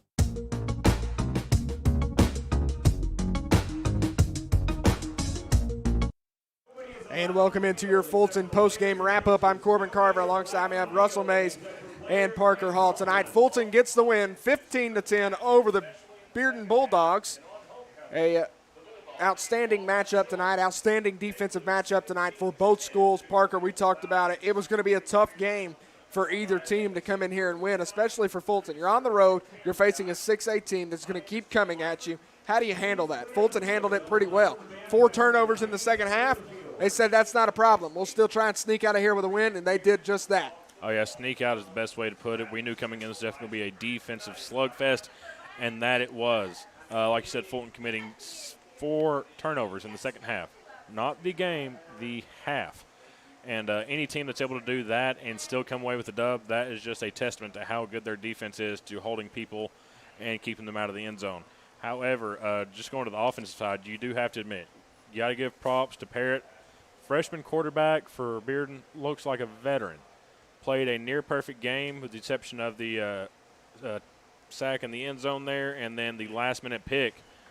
The man played a lights-out football game. Looked good on the ground, looked good throwing the ball, just looked good all over. Yeah, he kept them, and definitely Parrott kept them in the ball game with his good play. You also have to take your hat off to Nico Young for a great job running the football on the ground. You know, Bearden just was so close, they just couldn't knock the door down. You got to give credit to the Fulton defense. But on the other side, this nature of this Fulton offense, kind of Jekyll and Hyde. We saw something really special last week at Gibbs as far as the big playability. Tonight, Fulton just could not really get anybody loose, and that's a lot of credit to the Bulldogs. Yeah, and I think that's the biggest thing, Russell. Fulton couldn't get anybody loose. So tonight, Fulton not able to do that in the first half. They come out in the second half, and finally Chenault breaks through. He gets loose and picks up some big plays for Fulton. You know, he had the fumble right there that many thought would have cost us the football game. Instead, Fulton's defense bent but did not break, and that's very true. I mean, your back's against the wall. They start out at 36. Next drive, they start out at 33. And, you know, Russell mentioned Drew Parrott did not make the big mistake, but on the very last play for Bearden, he made the big mistake, which was an interception. Double coverage. Chenault fights back, battled adversity, and got the win for Fulton. He sealed it tonight. Your scoring recap, it's short but sweet. Fulton had the safety to start the game. Rayshawn completed, well, I shouldn't say he completed a pass. I'm reading off a script here. But Rayshawn handed off to Chenault, who fumbled. Peebles picked it up, ran into the end zone. Your score at that moment was 9-0. Bearden came out, got a 20-yard field goal from number 16 Ford. That boosted it to 9-3. Here came the Bulldogs. It was Young for a 15-yard touchdown. That made it 10-9. And going into half, Fulton gets the touchdown to Antonio Kyle in the back of the end zone with 2 seconds left, 15-10. No scoring after that. Stats. Fulton's total offense tonight, 265 yards to Bearden's 146. Passing, Fulton had 123 yards in the air. Bearden had 55. Rushing, Fulton turned it on late, 142 yards on the ground. Bearden, 91. That was having Young in the first half. Let me see if there's an updated version just to make sure on that stat. Yeah, 142 to 91 right there. That was Young having 93 in the first half. So Fulton bottled him up in the second half. Yeah, well, it's like we said, they're going to go into halftime, and this coaching staff is amazing about making halftime adjustments, and they seem to find the answer for what Smith was giving them. And by God, he was giving them everything they wanted and more in the first half. As both teams tonight, 33% on third down conversions. Fulton 4 of 12, Bearden 5 of 15. Fulton 50% on fourth down conversions, 1 of 2. Bearden 1 of 3 on fourth down conversions. Rayshawn Jackson, 22 attempts, 10 completions, 123 yards, 2 touchdowns. Parrott, 19 attempts, 8 completions, 55 yards, 0 touchdowns. Chenault ended up being the leading rusher tonight after having -7 in the first half, 73 yards on 18 attempts. Jackson, 72 yards on 13 attempts, and Marcellus Jackson, 26 on 4 attempts for Bearden. It was Young, 22 yards, 22 attempts, 104 yards. That was a young man that could run the football tonight. Young was the offense He for was Bearden. a running. The leading receiver for Fulton tonight was Marcellus Jackson, 5 receptions, 69 yards, 13.8 average. Peebles, 2 receptions, 33 yards, 16.5 average. Kyle, 3, 21, and 7 average. Peebles and Kyle both had 1 touchdown.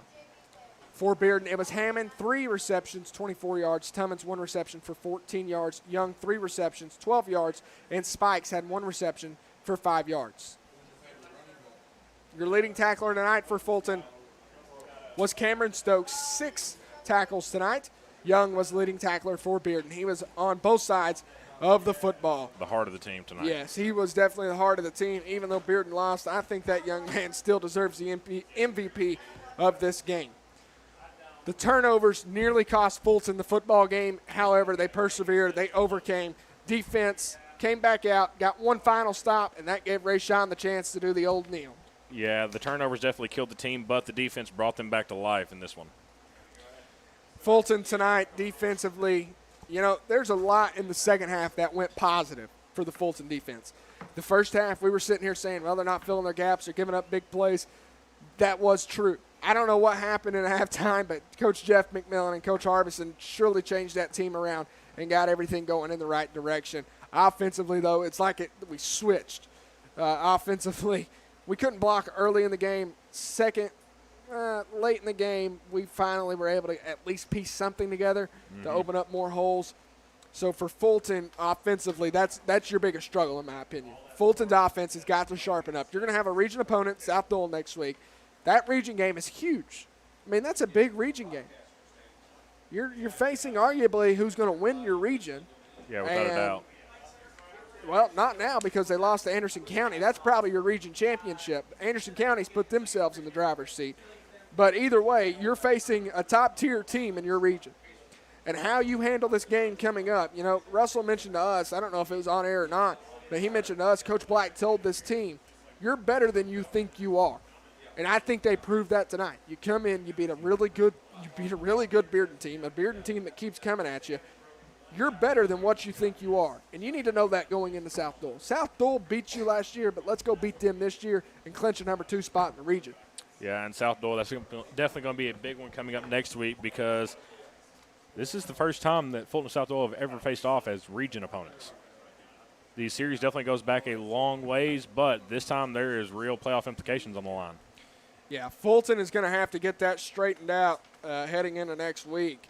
You survived this week to improve to 23-13-1 against Bearden. You've now won 10 straight over the Dogs. So right there, that you improved, but now you celebrate this one tonight. You celebrate it tomorrow, Sunday. You're back to work. You know, Sunday starts a new week. Fulton needs to know that. These kids need to know that. Be looking at the film over the weekend. I'm sure Coach Black's going to upload it. But your focus has got to be on South Doyle starting on Sunday. Yep, definitely enjoy it over the weekend. But come Sunday, go to church, be with the family. After lunch comes, it's time to go to work. Put in work. It's time for South Doyle. And Fulton's got a tough schedule heading out for the rest of the year. South Doyle at home next week. That is Fulton's homecoming. Then you play at Scott County 2 weeks from next week, so after fall break, the 15th.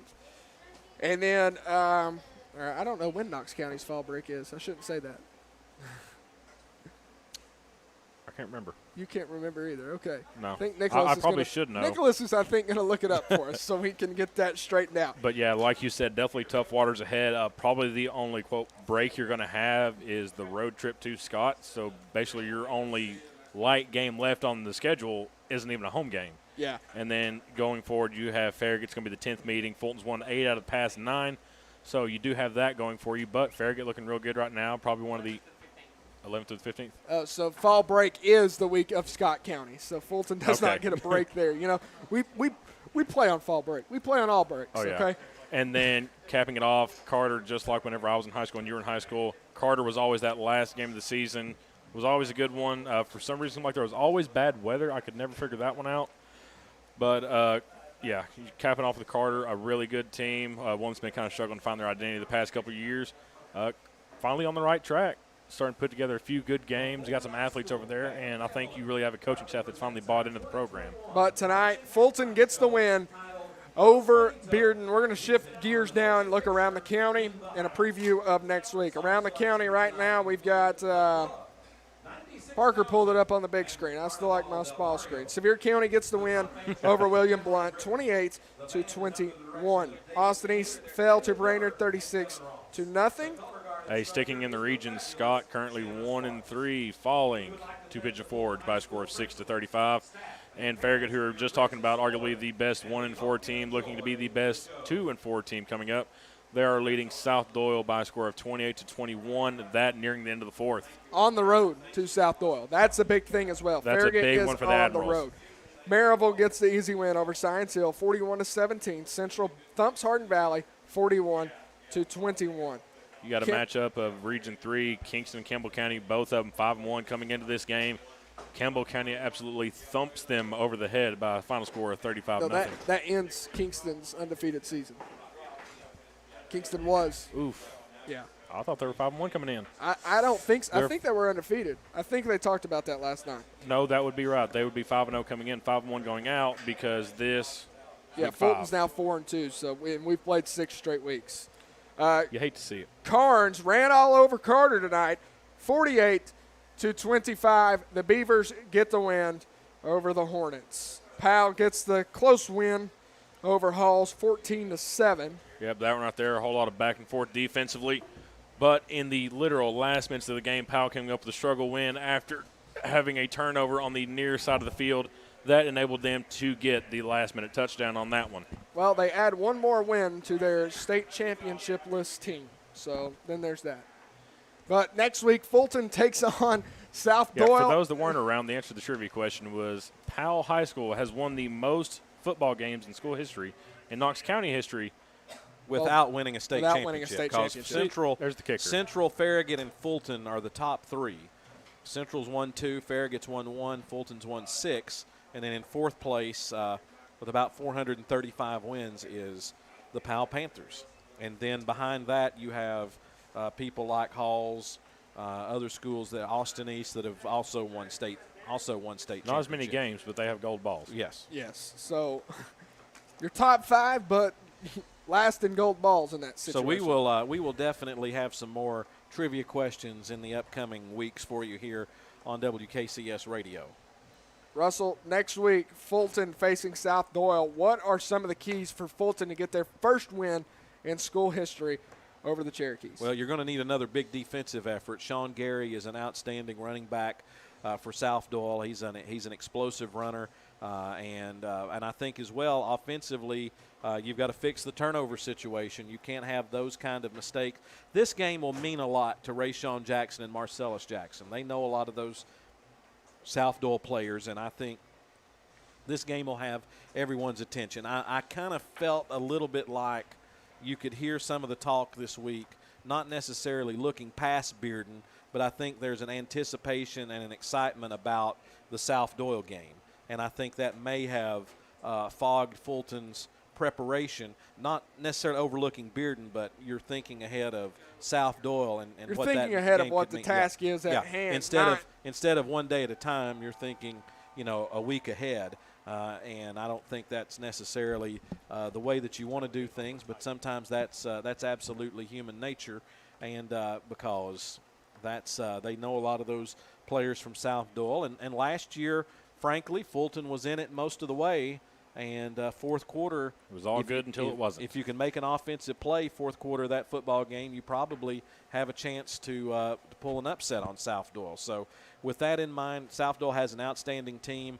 A very good offense. Fulton's going to have to fix a lot of problems this week, but you gutted one out. Your defense laid it out there on the line and got the job done. And at the end of the day, you are what your record says you are. You're 4-2 on the year with 4 games left. Yeah, and I think that's the biggest thing. And Russell, what does this win mean for Fulton? You get a gut check victory tonight. You can actually rely on your team knowing that they're going to bend but not break. That's a huge win tonight for Fulton over Bearden. Yeah, that's it's big. I mean, you've beaten a 6A school. That's one thing. Also, we want to mention for Coach Rob Black, that's career win number 99 in his career. Fulton also ties their win total from last year. They won 4 games last year. They've won 4 this year, and it's a big victory. You've beaten a 6A school, a team that has more players than you do. A team that's able to platoon, and you actually had to dig down deep. You had to dig down deep in your heart and find a way to do it, and they were able to do so. And I think sometimes it wasn't pretty, but they don't award style points. You just got to get the job done. Yeah, it wouldn't have mattered if Fulton would have won one by one like we saw last night. Either way, Alcoa came out against West last night with a victory in double overtime. Thankfully, we didn't have that tonight. But Fulton tonight gets the win over Bearden, 15-10. Definitely a defensive game. No points scored in the second half. So Davion Chenault interception with about a minute and a half left in the game is what salted it away for the Falcons as they win tonight over Bearden, 15-10. Fulton now 4-2 on the year. Bearden drops to 2-4. Next week it'll be homecoming at Bob Black Field as we'll take on the South Doyle Cherokees. We'll have that broadcast 7 o'clock. Will be the kickoff.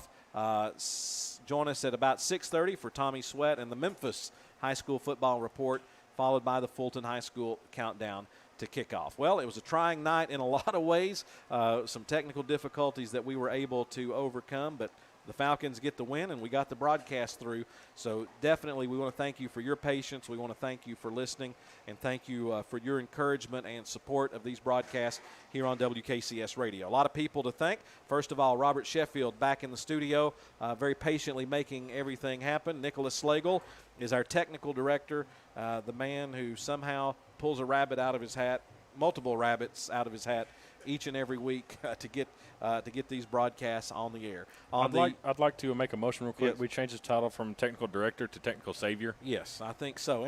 And the prize for the trivia question each week, we're just going to award that to Nicholas for doing that. We'll split it between Nicholas. Purely on principle. We'll split it between Nicholas and Robert in the studio. How does that sound?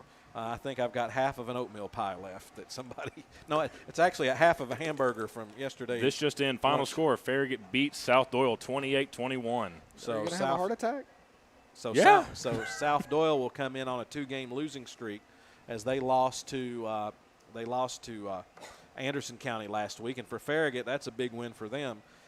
They've struggled a little bit this year, lost some close ones, and we'll see Farragut a little bit later in the year. The voices you heard on the countdown to kickoff were Rayshawn Jackson, also Kevin Cabrera, and William Watson the fourth. Winslow Borovich was on camera tonight for us here on WKCS Radio, along with Scott Weisgarber. Chris Mays was on stats, and the voices that you heard on tonight's broadcast, Parker Hall and Corbin Carver. So for everyone here at WKCS Radio, until we talk to you next week from Fulton High School on homecoming, this is Russell Mays saying thanks for listening to Fulton Football on WKCS Radio. Good night, Reagan. Good night, Anderson.